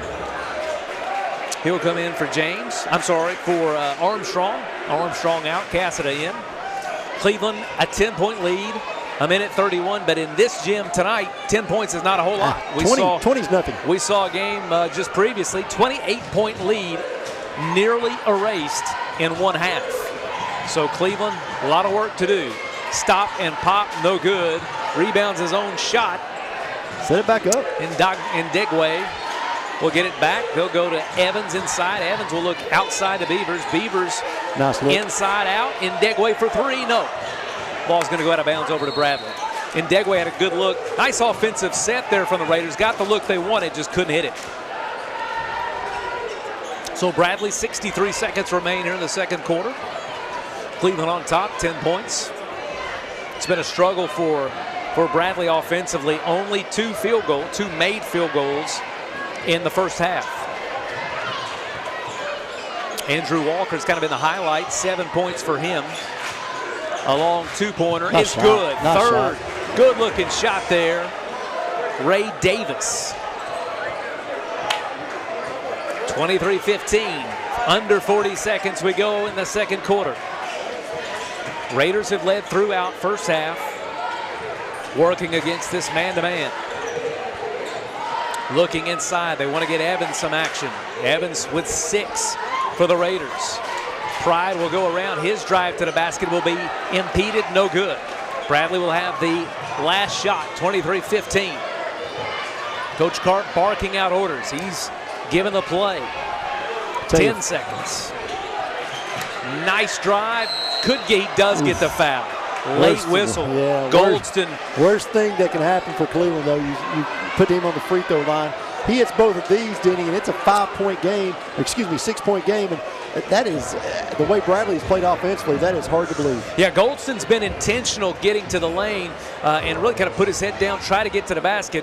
A late call, but I think the right call will give Goldston 2 free throws, opportunity to cut this to a 6-point lead. Free throw no good. It's been an epidemic tonight of free throws, the girls' game and tonight, and the boys' game. Without question. End of the game for Bradley, 11. Greg Kaysen. 4.7 to go here in the second quarter before halftime. Second free throw, rolls out, rebound, up and good. Nice rebound. Bradley Central. They're going to let it go. Big offensive bucket cuts this thing to a 6-point game. 23-17 your score. It's halftime here at Raider Arena in the Rivalry Series. The grand finale tonight. 1.5 to go on MixTV.tv.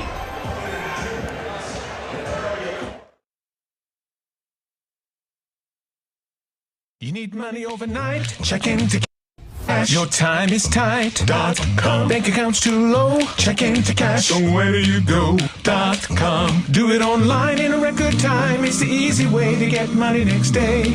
Do a quick click from home at checkintocash.com. You can be sure it's secure from our bank straight to yours.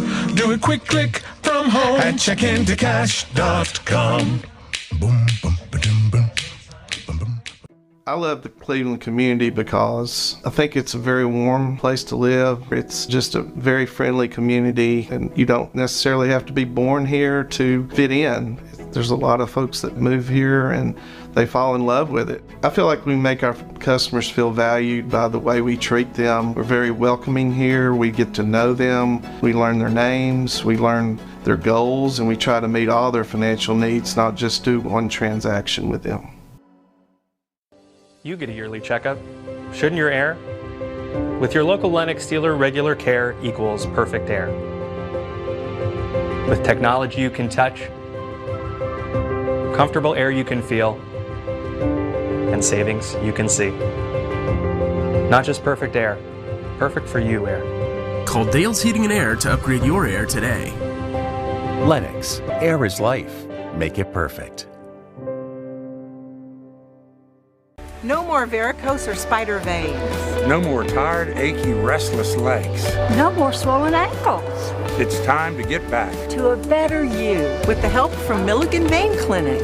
Our board-certified physicians have treated thousands of patients using the latest technologies to restore healthy, great-looking legs. There's little or no downtime. It was covered by my insurance. My legs have never felt better. Milligan Vein Clinic, improving the quality of your life. 20 years later, we've grown in many ways, but never out of that same customer-first heart to serve. Doing the right thing simply because it's right will earn your business the right way every day, every year, offering permanent steel roofing and siding at competitive prices, keeping promises, staying on time for both deliveries and pickups, making things right when we come up short. Partners like you are the reason Best Buy Metals exists. Thank you for the opportunity to serve you. Come see us! Cleveland Tire is ready to help your auto any way it can. We're one of the largest providers of Goodyear brand tires in the area. We sell all major brand tires. We have ASE certified mechanics on staff 6 days a week. We also have a commercial truck tire center that provides 24-hour roadside service and minor mechanical repairs on site. We have built our reputation on years of quality, affordable work and tires. We pride ourselves in customer satisfaction and great service. Cleveland Tire Center.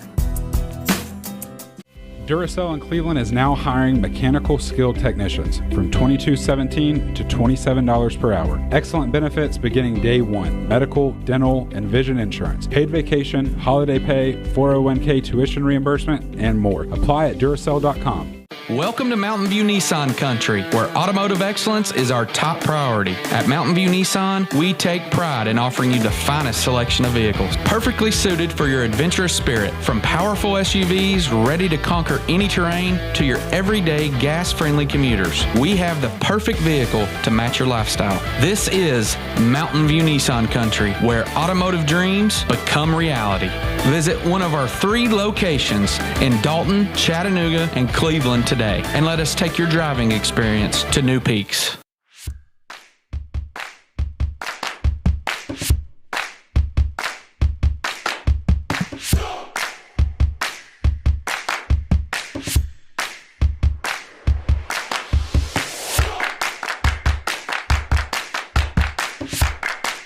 I'm C. Mark. I'm John Mark. John Mark and I just didn't put up billboards. We put down routes. If you're hurt, call us at 265-HURT. That's 265-4878. We are your local law firm. You're watching the Rivalry games on MixTV.tv, driven by Mountain View Nissan of Cleveland. It's time now for tonight's halftime show, sponsored by District Attorney Stephen Hatchett. All right, back on MixTV.tv, the Rivalry games. Shelton, we're live at Cleveland High School. It's been phenomenal until this point. Well, we talked about this hopefully not happening, and it appears it's going to happen. Steve Hartline back out on the court. They're going to do a half-court shot. We're going to break down the first half of the game. Shelton, not a whole lot to break down here, no. Especially coming off the, I guess, the pretty significant girls game, the fun girls game that it was. Kind of a little bit of a lull here in that first half. We had that for the girls game as well. Absolutely, and this first quarter was Bradley trailed 11-6. They scored 11 in the second quarter, but Cleveland scored 12 to keep that 6-point advantage. So again, Cleveland High School leads 23-17 at the half. For Cleveland High School, it's Golston with 1. For Bradley, it's Golston with 1, Walker with 7, Brownlow with 5, Davis with 2. For Cleveland, it's Beavers with 3, Prod with 3, Deloach with 3, Lovelace with 3, Malachi King with 5, and Daxton Evans with 6. Daxton Evans has, provided some key plays and key minutes for the Raiders team in all of the games that we've watched, and here no different. 23-17 your score. They're on top by 6. So they're up 6 points, 5.5 to go here at halftime as we watch the Steve Hartline show. I guess he's taking it on the road, right? He's gone down to half court. He calls us and says, hey, I can't be at the game. Can't do the game, can't broadcast the game, got things going on with my family. And then lo and behold, like Lazarus here, he is. Well, anytime someone's giving out money and it's not his own, he's always all in on it. So some young man just won $100 from Cleveland Ford. And so, boom, this young lady said, hold on, Katie Copeland. Hold on, Katie Copeland. I'm getting paid for this shot. Hit that big three-pointer. $100 from straight Cleveland. Cash? Straight cash. No taxes on this thing. Oh, $100. Come on. Here we go. We got a cheerleader right here. Come on. Get in there. It's all right. It's all right. Hey, you got to show up to win. She gets a hat. That's all right. You got to show up to win. Here we go. Oh, this cheerleader up here. My question is, how many hundreds this guy got in his pocket? Yeah. Get in. Oh. So how many have hit? We've had one hit? Two hits. Two. And so this little girl right here, we got to let her do a layup. Are we? No, she's got it. She's going to bury it. Watch this. Come on, free throw. Come on. He going to let her. Listen, this is how you sell cars. Yeah, that's right. This is how you sell cars in Cleveland, Tennessee. No. Oh. Yeah, that's what I'm talking about. That's how you do it. Not his first rodeo. Outstanding. My question. No, whoa. Is this a basketball player? Is this not? I'll tell you what, it's always the basketball players are the ones that struggle the most, because they walk out there and they feel like, hey, I'm going to knock this down. It's like, my wife picking the March Madness bracket. She picks it with, hey, who's got the best color? Whose mascot do I like? I like that team in orange. But listen, we're still handing out hundreds down here. Go get in line. You got your J's on. Let's go. Take the coat off. Let's head on down. They're getting paid. Listen, they're getting paid more than we are for one shot. Probably shouldn't do this. Going to do it anyway. Got handed a flyer here. Had to peruse through it, but it looks like Bradley Central High School girls flag football. Shelton, did you know that's a sport now in TSSAA? And got some pretty good girls flag football teams in this area. Absolutely. They're having a Bradley Central High School needs your support. Come in February the 8th. This is 5 guys, burgers and fries from 10 a.m. to 10 p.m. And 5 guys are going to donate an additional, they're going to do 20% and an additional $1 for every milkshake for the Bradley Central High School girls flag football team. So make sure you go by, check them out, help out one of our teams, our local teams. We would appreciate that. So it's 23-17 the score here at halftime as the gentlemen come back out to get ready for the second half. We'll take a quick break and be right back to give you the second half of the rivalry game. You get a yearly checkup. Shouldn't your air? With your local Lennox dealer, regular care equals perfect air. With technology you can touch, comfortable air you can feel, and savings you can see. Not just perfect air, perfect for you air. Call Dale's Heating and Air to upgrade your air today. Lennox, air is life. Make it perfect.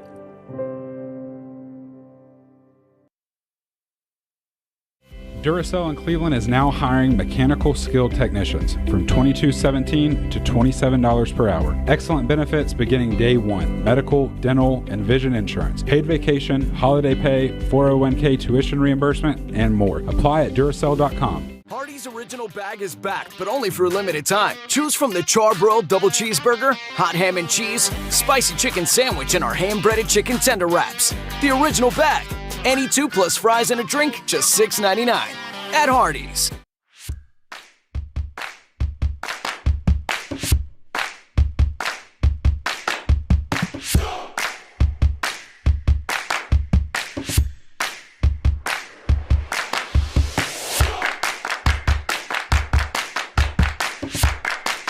I'm C. Mark. I'm John Mark. John Mark and I just didn't put up billboards. We put down roots. If you're hurt, call us at 265-HURT. That's 265-4878. We are your local law firm.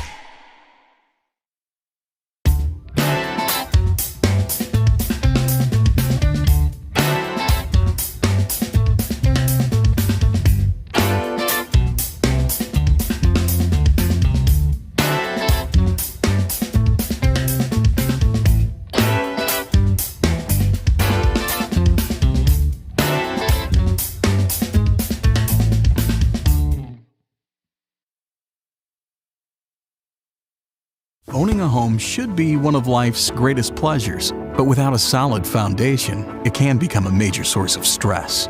Luckily, you're not alone. Our experts can identify the true cause of foundation issues and guide you through every step of the way to fixing them, from pinpointing the problem to perfecting the solution.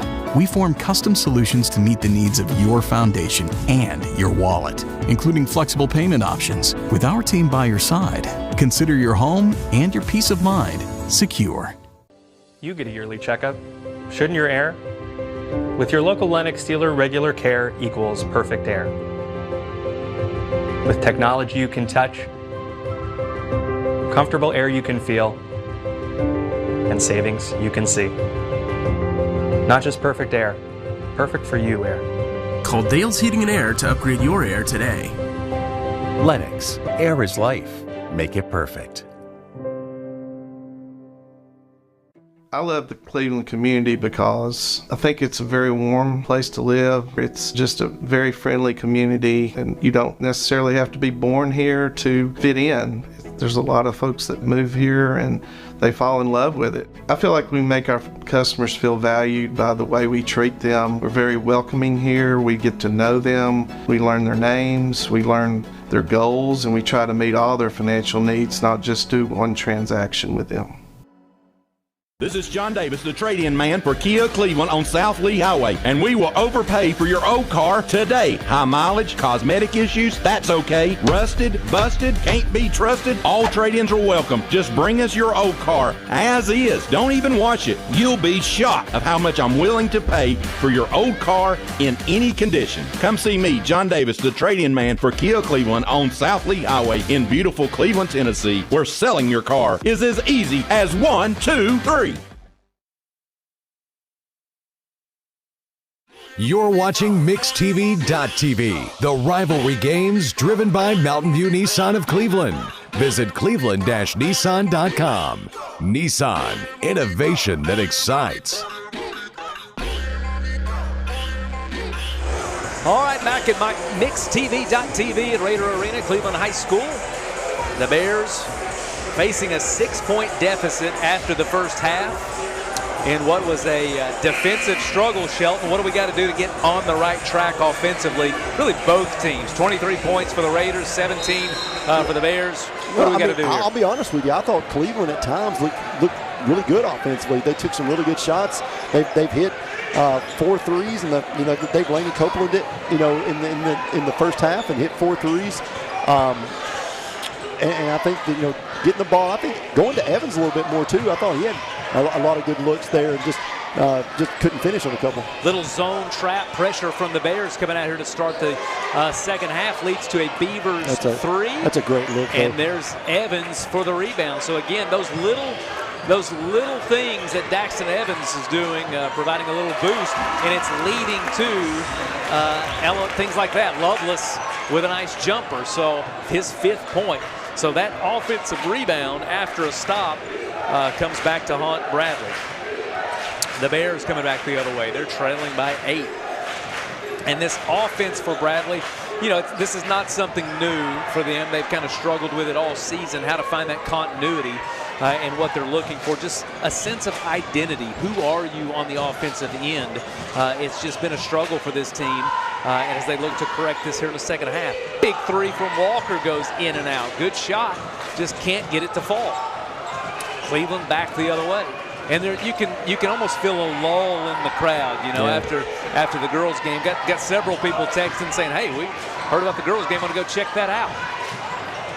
3 rebounded by Walker. Bears back the other way. So not probably, if we had our stats in front of us, probably under 30% shooting from both teams, I would imagine. Bradley went without a field goal for the first 10 minutes of the game. Only 3 field goals in the first half altogether. And Bradley will look. Carson Cannon in. Andrew Walker in. Terrell Goldston in as well.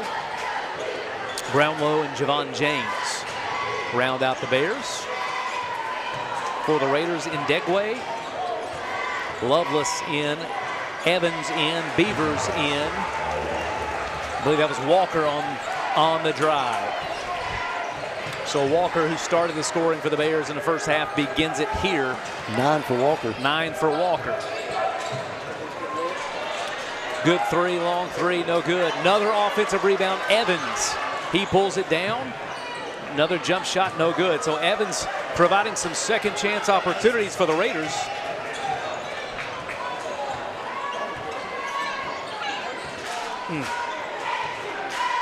Bradley now 25-19. Just text to me. 25-19 your score. 5 minutes ago here, third quarter, long 3. Nice 3. Javon James providing the 3-pointer. Now 25-22, so a little juice from the Bears. Yep, his first 3 of the night, first 3 points of the night. First 3 of the night. We've kind of settled in here, under 5 to go in the third quarter. Cleveland with a basketball. I know we've said it a number of times, but if you have an opportunity to go back and watch the girls' game, please do so. Check that out. Even on mute. Especially on mute. Start at the halftime and check out that second half. It was excellent basketball. Just a fun atmosphere. Evans with the ball. Going to go out of bounds. It'll stay here. Oh. I've always said when the offensive player has the ball and they go after it hard, it's always going the other way because they believe you're telling them what happened. I thought Evans just went after it hard. I thought it was off Bradley, but I thought it was off his foot. Yep, you're right. Nonetheless, Bradley with the ball as close as they've been since the start of the game, 25-22. Under 4 to go. The crowd just kind of looking for a little bit of action. Student section looks good tonight. It's always tough to see the Cleveland section from where we are. Walker, I believe, underneath. Can't get that one to go. Had a good look at it. Couldn't get it to fall. Cleveland back the other way. I think that was homage. You know, when they built this, that was kind of homage to the Raider Dome because the student section was there at the very end. Yep. I think that was kind of trying to paint a little tribute to the old dome. I love it. I like having, you know, those sections kind of behind the gym. McMinn had that for a long time. Their students were behind the goal. You know, they used to hold down posters over the railing of swimsuit posters. You remember that? Kids would shoot the free throw, and they'd hold down the license poster of like Cindy Crawford and whatnot. They were pretty innovative for those back in the day in the early and late 90s. Cleveland back the other way, 25-22 your score. I do like the setup. I think it's a good thing. The dome was such a fun atmosphere for a long time. It was just great. The hot box. Oh, the hot box, but it was some outstanding basketball, and some tremendous players have come through Cleveland High School and have been a part of great games in the dome. The arena, a great addition, of course, to this campus. An awesome facility for sure. Cleveland leads by 3. We're under 4 to go, 3:22 to go, third quarter. First half of action, not a ton of offensive output from either team. Cleveland led by 6 at the break. Is Cleveland running clock? You know, it feels to me that they're just trying to get some action in the block. And there they get Daxton Evans, who got the ball, just could not position himself well. They'll go back the other way. Couldn't get the position he needs to turn and lay it back in, so back the other way we go. Beavers will try a long 3. This one no good. It's getting physical in there on the block. Evans and Tucker White battling. And this game is kind of settled in. Neither team really shooting the lights out. Both teams kind of sitting in their zone, daring the other to hit from the outside. Neither obliging, Shelton. No, absolutely not. Brownlow with a good look. Nice 3, and so Evans with a hard box out. Tucker White to the ground. So you better watch that matchup underneath as those two are battling. It's going to be Loveless. Evans is calling for the ball. It'll stay here. So Evans and Tucker White battling on the block. Raiders, I think, trying to establish some presence inside, as they can tell, hey, everything, 20 feet out, it's a struggle tonight. Yeah, it's offense is kind of went dormant here for both teams. It's kind of a struggle here the last 2 or 3 minutes, and almost like both teams are just kind of satisfied with what's going on. Evans working inside, had a good look at it, just couldn't get it to roll. Bradley back the other way. Quickly is Golston. Golston, he's got to the rim a lot tonight. He goes in and out, and it's going to be Javon James. His second 3 of the quarter. Javon James ties the game. So I think his friends call him Javon James. Javon James, a long 3, and we're tied at 25. That brings the student section alive for Bradley Central, and it elicits a timeout from Cleveland. We'll take it with them back in one moment on MixTV.tv. Logan Thompson. Dude, does your ball talk? Yeah, ever since the car accident. Logan Thompson. Thinks I should call Logan Thompson to get a better settlement. He won't shut up about it. And you blew it. I know. We could have had it all.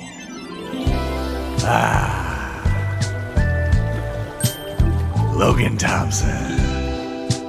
Call Logan Thompson. We get results. Call Logan Thompson. No more varicose or spider veins. No more tired, achy, restless legs. No more swollen ankles. It's time to get back to a better you. With the help from Milligan Vein Clinic. Our board-certified physicians have treated thousands of patients using the latest technologies to restore healthy, great-looking legs. There's little or no downtime. It was covered by my insurance. My legs have never felt better. Milligan Vein Clinic, improving the quality of your life. And we're back on MixTV.tv here at Raider Arena. Cleveland High School hosting Bradley Central in the nightcap game 2 of our rivalry game series. It's the grand finale for us. There will be no television after this. We'll have radio coverage, of course. Terry Evans and Greg Phillips. If you're not watching us, that's a great, or don't want to watch us or listen to us, it's great to put them on and mute us. That would be how I roll. 25-25 your score. We're in the third quarter.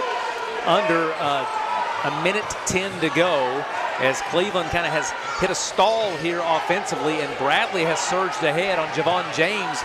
2 threes in this quarter. Yeah, big time. Javon James doing his best Laney Copeland impression. Laney Copeland had 5 threes. For those of you that missed that performance, it was one for the ages for sure. That'll be a great memory for her and her family, of course. That's just something fun that I think you'll talk about when she's broadcasting games later. Beavers a long 3, no good.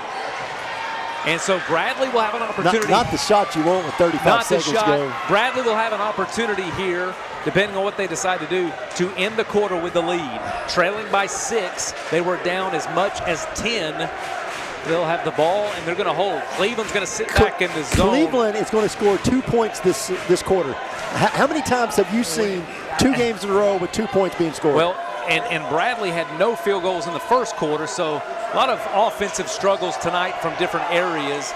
But nonetheless, they still, like Cleveland, know 3 seconds on the clock. He'll have to turn and fire a long 3. No good. We're going to end. I don't know how that wasn't a foul down there. Looked like he got him on the arm. We're going to end the third the way we started the game. All tied up, 25 apiece after 3. We're going to come back with a final frame after this break. Did you figure out what you're going to do for college yet? No, I don't think so. I'd like to go to Wesleyan like you, but I don't think my parents can afford it. I bet they can. I qualified for a program and I'm going to TW tuition free. Really? How is that? The TWU Pledge. It's a program they offer to local high school students that basically helps with their tuition. You should check it out. Will do. Can you send me that link? Yeah. Don't let anything stand in the way when excellence is within reach. Tennessee Wesleyan University is the best value in higher education for East Tennesseans. Tennessee Wesleyan, where dreams meet affordability. I'm Clark Campbell. I've lived here in Cleveland, Tennessee for 24 years, and I'm so proud that I get to shop for my business to get my truck right here in my town. I left my gas truck a couple years ago when I realized that this mid-sized truck with a diesel engine could pull my trailer with so much more efficiency, and they helped me find it. There are a lot of options when it comes to dealerships. This is going to be the... You're watching MixTV.tv, the rivalry games driven by Mountain View Nissan of Cleveland. Visit cleveland-nissan.com. Nissan, innovation that excites. Welcome back to Cleveland High School Raider Arena. It's the fourth quarter here. Cleveland Bradley all tied at 25. We thank you for joining us all night, or if you're just joining us here for the final quarter of play. It's that's kind of a football move there. That's not a jump ball. He hugged him. We got to get Give me a replay. Can we get a replay on that? This guy gets hugged from behind, and we're calling jump ball from the guy that's the farthest out. That's a tough one if you're the Bradley coaching staff. I know Coach Karp not going to be happy. I've let it go all night, but this is pathetic. That's not a jump ball. That's called a hug. That's tough. That's a tough call. Tough call, nonetheless. Cleveland. I mean, if Olin St. John was here, Olin St. Mills would be taking prom pictures. Cleveland will have the ball, and again, a tied game. So 25 apiece. Cleveland with the ball. They led by as much as 10. Beavers trying to go inside out. They'll stay with Cleveland. Cleveland led by as many as 10. Javon James with 2 threes in the third quarter. Tucker White going to come back into the game, along with Andrew Walker, Goldston, James, and Lovelace for Bradley Central. They'll try to go inside with Evans. He's got a good seal and just misses the layup. Had a good seal, good look at it, just missed it. Real good look. Bradley back the other way. They'll have an opportunity. We're kind of stalled here at 25, Shelton. Yeah, it's 2 points for Cleveland High School in that third quarter. same as the Lady Raiders in the second quarter. Long three. Big. Loveless big. hits the three, draws the foul. Brownlow with a big three-pointer, getting 8 on the night, put him at the line for and one from the three-point land, and that's a big. When points are scarce, Denny, those types of plays right there are game changers. Jeremiah Brownlow with a big three, and he got a little bit of the leg kick out, and they got him. So hits the three and one. Opportunity for a 4-point play. Does not convert. So a three-pointer nonetheless. The first lead of the game for Bradley Central comes on a Jeremiah Brownlow three. Cleveland High School trailing for the first time tonight, under 7 minutes to go. Fourth quarter, Evans working underneath against Tucker White. They're battling down low. Cleveland desperately looking for some offensive rhythm. Evans will come out. They'll look on the left side, run their offense. Evans inside. He'll turn, get a good look. Soft hands, can't get it. But a foul call. Tough call there. The Bradley faithful thought he just missed it. Andrew Walker thought so as well. Evans will go to the line. Goldston talking to the officials, trying to get maybe an explanation about what happened. Nonetheless, the call stands. Evans to the line. His team trailing by 3. 28-25. Evans has had a great second half. Free throw no good. Had a great second half, and they've really looked to him in the block.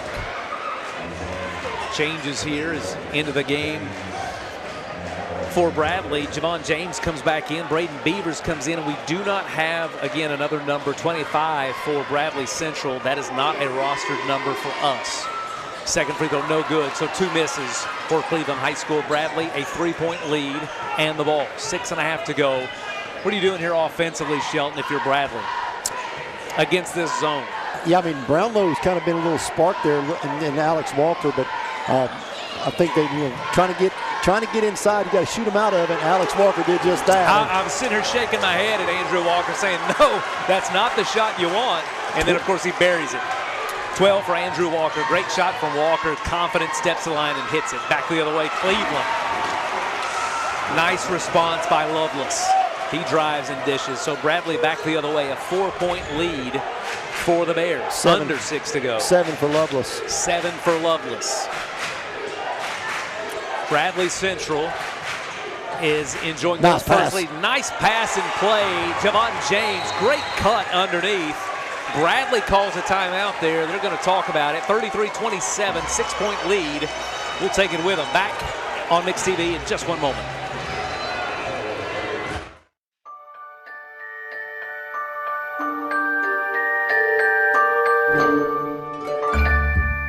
Sun is shining, it's a beautiful day.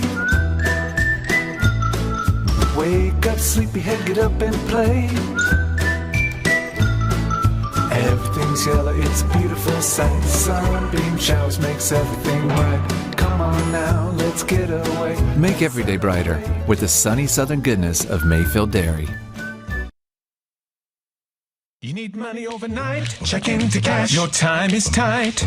.com. Bank account's too low? Check into cash. So where do you go? .com. Do it online in a record time. It's the easy way to get money next day.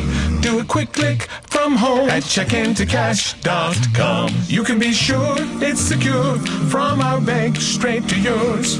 Do a quick click from home at checkintocash.com.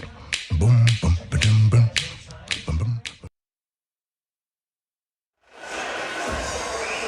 All right, back on MixTV.tv. We're live at Cleveland High School Raider Arena. Cleveland and Bradley in the nightcap here. It's the final game of our rivalry series on a nice Friday night here. An Olympic Friday night, a Super Bowl weekend. Shelton, we've got some college basketball, all kinds of good stuff going on.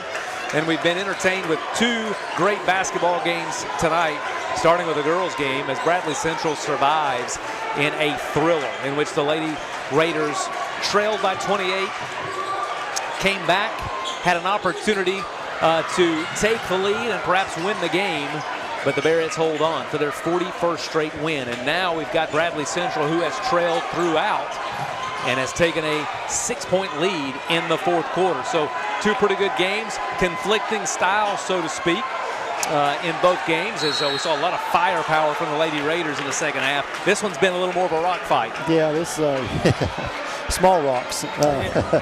But yeah, it's been tough. Both teams have had flashes of playing well, but just have not been able to put a good run together. Raiders looking for that run. They desperately need it as we go under 5, a 6-point deficit. Beavers will drive, will kick it out. In Degway, nice pass underneath. And the layup and one. Yeah. Gabe Krebs, good pass, good feed, strong move. Krebs will get the and one. Krebs will cut into it. He'll go to the free throw line, one shot. Bradley will bring in James. Number 25, again, we apologize. We do not have him rostered. Apologize for him. We'd love to call his name. He is not rostered, and Goldston back in. Krebs to the line. He'll have one shot after the strong finish. Can't get it to go. Free throws just have been problematic for both games tonight. All four teams have struggled from the free throw line tonight, and could make the difference. I think the Lady Raiders are going to look back at that free throw line, losing by 2. Yeah. That was the difference in the game. Great cut, great pass, could not get it to go. I mean, they erased in that girls' game. They erased timeout, Bradley. 30-second timeout. They erased the second quarter 2-point kind of just failure on the offensive end. They erased it in the fourth with 25 points. But what they could have won the game with, looking back, is those free throws. And they were just really struggled all night from the free throw line. 3 of 12 at one point. All right, I want to give a shout out here. Caden Ricketts, softball coach at Bradley Central High School, giving us a call in here. 25, Jackson Allen. So Jackson Allen, you're in the game, buddy. You've been playing really well. We apologize for not having you on the roster. We're just dealing with what we got here. Jackson Allen into the game for the Bears and has contributed nicely. Thank you, Caden Ricketts, for giving us that information. Jackson Allen, and there we go. We're getting them all, and he's a Lake Forest kid. There we go. Awesome. Outstanding. Let's see what we've got. Miss Edwards giving us some information there. Javon James, his jump shot no good. Nice rebound by Walker. It's going to be the little things down the stretch here, and that was a big one. Yep. Offensive rebound with a 4-point lead. I mean, Bradley's up 4 to run it. I mean, a 4-point lead for the Bears. If Cleveland's not going to come out and defend me, I'm going to sit there with it. Not very aggressive. Goldston will command it. He'll work against Beavers, get to the lane, pull up jump shot, no good. Cleveland rebound. So back the other way. Oh, they got tangled up. Walker tangled up with Krebs. Coaches wanted a foul, don't get it. Raiders will move back quickly. Top of the key for the Raiders. They'll reset. Trailing by 4, under 4 to go, fourth quarter. Raiders looking for that move. He traveled, didn't call it. A 3, doesn't matter. Yes, it does. Rebound up and good. Up and good, Loveless. So got away with the travel, but Loveless there to corral it, put it back up. Nice heads-up play brings the Raiders within 2. A full timeout by the Raiders. We'll take it with them on MixTV.tv. I love the Cleveland community because I think it's a very warm place to live. It's just a very friendly community, and you don't necessarily have to be born here to fit in. There's a lot of folks that move here and they fall in love with it. I feel like we make our customers feel valued by the way we treat them. We're very welcoming here. We get to know them. We learn their names. We learn their goals, and we try to meet all their financial needs, not just do one transaction with them. You're watching MixTV.tv, the rivalry games driven by Mountain View Nissan of Cleveland, home of the lifetime warranty. I-75 exit 20 and cleveland-nissan.com. All right, back on MixTV.tv here at Cleveland High School Raider Arena. And Sheldon, we've got a great game here. Hopefully a nice 3.5 minutes, but we've got a great weekend of of sports starting tonight with the Olympics opening ceremonies. Opening ceremonies. Tomorrow we'll fast forward to a little thing called college basketball. UNC, Duke, Tennessee, Kentucky. Real quick, favorite Winter Olympic sport? Man. Think about it. Bradley Central has it. They're up 2 in a tight game, 3.5. I'm going to go with hockey. I would say hockey, but here's what I'm also saying is I'm not sure what it's called, but when they take the brooms and front. Oh, yeah. What do we call that? Someone's going to have to text us in and tell us. You got the stone that you properly. Curling. Is that curling? Okay. I think that's right. I think it's curling. I'm a fan of curling because I don't understand it, but a man with a broom that makes something go straight or crooked, hey, I'm in for it. Hey, dial in, cheer for the men and women in red, white, and blue. It'll be awesome. Love the Winter Olympics. We've got high school basketball for you here tonight, black and gold. We've got some red, white, and blue Raiders out on the court. So a 2-point game here late, 3.5 to go. It's been a sluggish offensive game for sure, but I think all of that is, you can set that aside. You've got 3.5 minutes here to win a very important game in Shelton. Highlighted that before. What are we playing for late in this game? You're playing for second place. You're playing to avoid Walker Valley as long as you can to hopefully host a first round. Win or lose against Walker Valley, the second place team would get to host, and so I think that's the primary thing you're playing for right here. And hey, you're playing for bragging rights too, by the way, which is never a bad thing. Walker had a baseline buddy and kicked it out to our guy Jackson Allen, and Jackson missed the 3, but a good look there as he tried to separate the Bears, give them a 5-point advantage as it is now. 2 points for the Bears. 3 minutes 11 to go. Tucker White into the game. Goldston, Walker need some clarification. 22 for Bradley, also not on the roster. So some young guys getting in for Coach Karp. 22 not on the roster for Bradley as well, but he's in the game. Cleveland with the ball trailing by 2, running their man offense here, looking to get something going to the basket. It's been Daxton Evans for the Raiders. They've looked to get him going. He's had some good looks. Playing very physical there against Tucker White and the Bradley Bears underneath. Under 3 to go, 33-31. Cleveland patient here. This is as patient as they've been. A long 3 is good. Ben Deloche said, enough of this, I'll take the 3. That's his second 3, give him 6 on the night. That 3 gives Deloche 6 and gives the Raiders a 1-point lead. 34-33 your score, 2:20 to go. Fourth quarter of action, things have heated up. It's been a sluggish offensive game, but all of that's out the window now as we approach 2 minutes in the fourth quarter. Andrew Walker answers.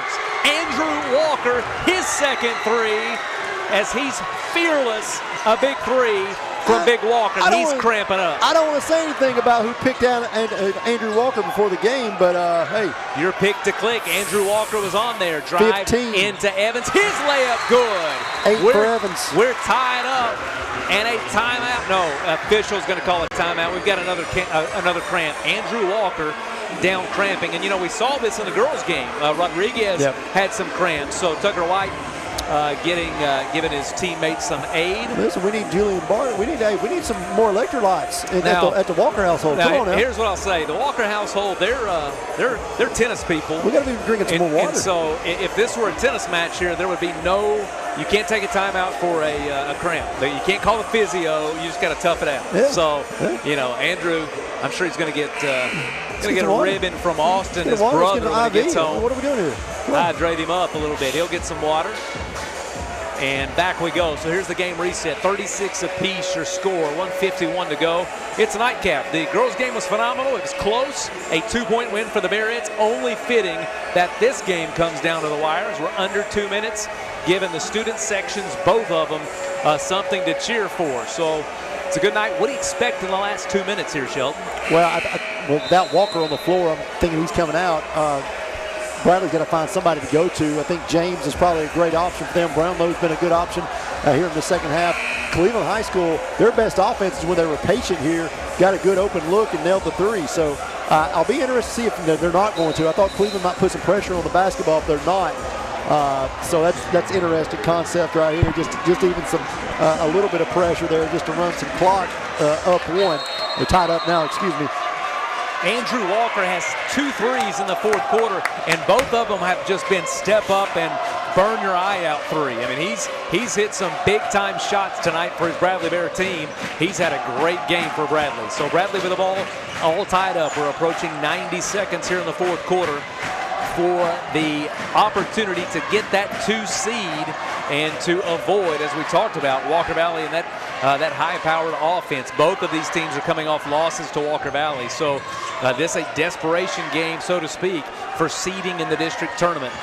Cleveland will switch. They've got their man-to-man I here. like this. I like this. He says he's got 2 timeouts. Run it. I'm telling you, listen, if they're going to let me stand there and run a minute off this thing, I'm running the minute. So take the opposite perspective. If you're Cleveland here, what are you doing? Are you letting them do this? I'm putting pressure on the ball. Now, Coach Carter's going to call a timeout, full timeout with a minute to go. He's going to, I think now you're burning this minute if you can. I think you're running this thing down as long as you can. And I think that he believes, with Cleveland, remember, Cleveland's got a foul to give, though, Denny. They got 3 in this quarter, so they got a foul to give. So I have a feeling that Cleveland may try to foul, get to the 30-second mark, go ahead and give the foul. Then you got 30 seconds to make Bradley do something offensively and try to get the ball back. So let me ask you this question. What's the balance between upping that pressure, if you're Cleveland, right? I mean, considering, hey, let's run a trap in the corner, let's up the pressure versus gambling. You know what? We don't want to give up maybe a backdoor cut or a wide open look. What's the hot take there? Do you put the pressure up, or are you going to let them sit back and do this? Well, I think I'm going to pressure the ball, but I'm definitely not. Almost the old, if this is still a thing, a boxing one type deal, I'm definitely going to turn around and make sure I'm taking care of the back door, but I got to put pressure on the ball. I'm not going to sit there and stand there and just watch them count this thing down. So we're going to be live under a minute here, right at 1 minute, 36 apiece your score. Bradley Central with the basketball, and this has been a great game down the stretch, so to speak. Kind of a slow start. Bradley trailed by 6 at the half, took the lead, their first lead in the fourth quarter, and now both teams really just fighting with everything they can to come out of here with a win. Cleveland won the first game at Bradley Central. It was a 2-point game. So let's see what we've got, Shelton. Cleveland in a man, really not interested in, there's the trap. So we're going to trap almost a steal. Yep. Walker picks it up. He'll go inside out. So Bradley not looking to take advantage of it. They're going to try to take this clock all the way down. Are you okay with that? I am. Bradley will take it. They're going to try to hold for one shot if they can. They'll go to Walker.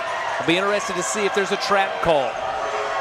Bradley, 30 seconds, you've got to do something here. Bradley running their offense. I'm talking about Cleveland. Yeah, they're pretty wide set here as they're trying to really just trying to play keep away from Cleveland High School. Bradley Central, we're down to 15 here. 15 seconds. Karp with a timeout. Does he take it or let him go? At 10, I'm taking it. He's got 10. Here we go. Karp lets him go. Goldston to the lane. No. Rebound Cleveland. Here we go. Raiders with a chance. 5 seconds to go. A good look. The shot will be up. Ball game. Ball game. A buzzer beater. And now we got to get some help on the crowd here. Get some help on the crowd. This is tough. Big win there from Cleveland High School on a last-second runner. And pandemonium reigns here at Cleveland High School. Unbelievable. I believe that was D. Lovelace with the last-second shot.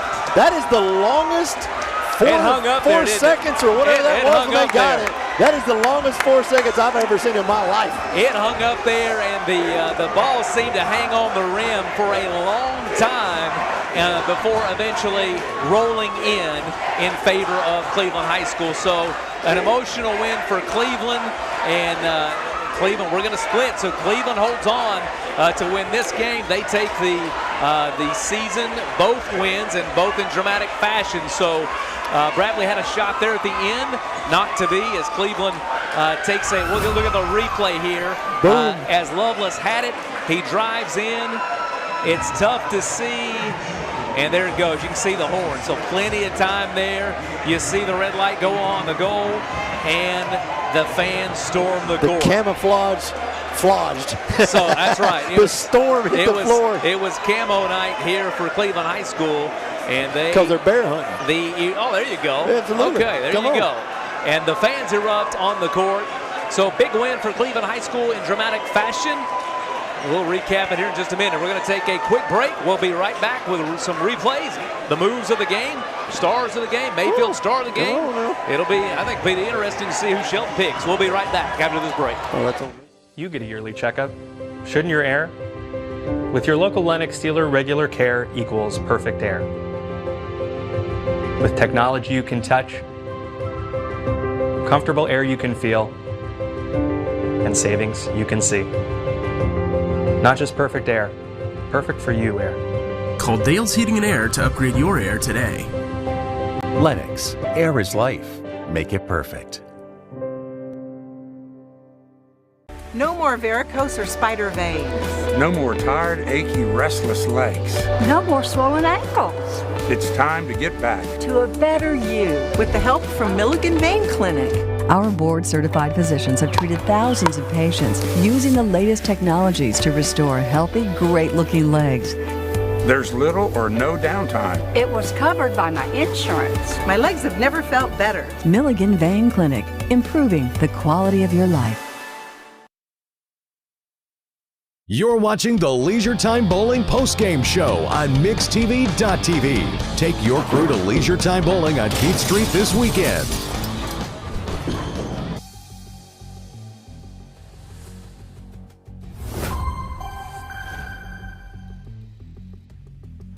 All right, back on MixTV.tv, it's Hardee's Feed Your Happy. The Hardee's highlights coming in from Bradley and Cleveland. As you just watched here, dramatic win for Cleveland High School. The Raiders, after leading throughout the game, trail Bradley in the fourth quarter. Some big baskets down the stretch, but Cleveland gets the win on a buzzer beater from D. Lovelace. And he goes not coast to coast. The ball went down after Bradley had an opportunity with a tie game to take the lead, and they do not. But Lovelace gets it at the end as the horn sounds. Shelton, is a struggle for most of the night offensively for these teams. But as the game wore on, it got pretty dramatic in a hurry, and big win for Cleveland High Schools. I think they, as you would tell us, have secured that number 2 seed. Yeah, they have, and that was big. And for Coach Pride to be able to possibly host, still got to win some games in the district. You're not automatically a host, but to be able to have a chance to host a region game here in his first year, and really, like I said, with his back against the wall starting out.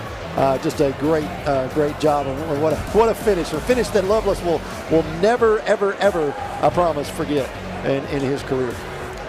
Yeah, it's a big day for D. Lovelace for sure, and again, a memorable shot for him, and something he'll talk about again when he's up here in the booth doing these post-game shows and whatnot. So big win for the Bearettes as they win by 2.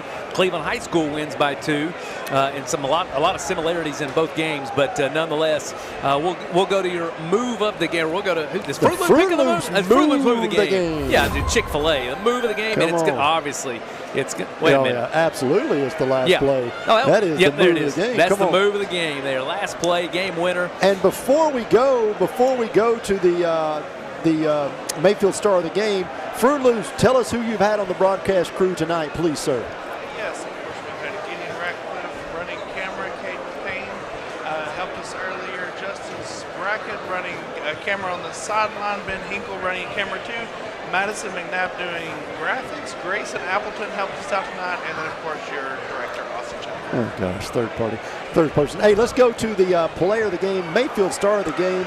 It is none other than D. Lovelace. Lovelace had 11 points, none bigger than the last one that he got.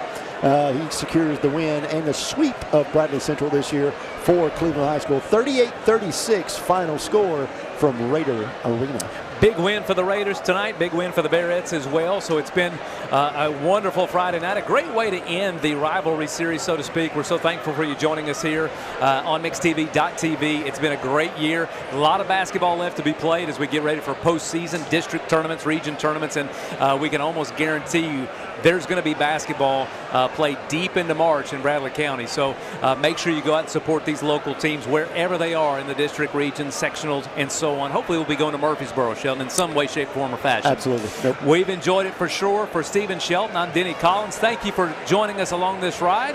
MixTV.tv brings you the rivalry games all season long. It's been a joy. Everyone have a great evening.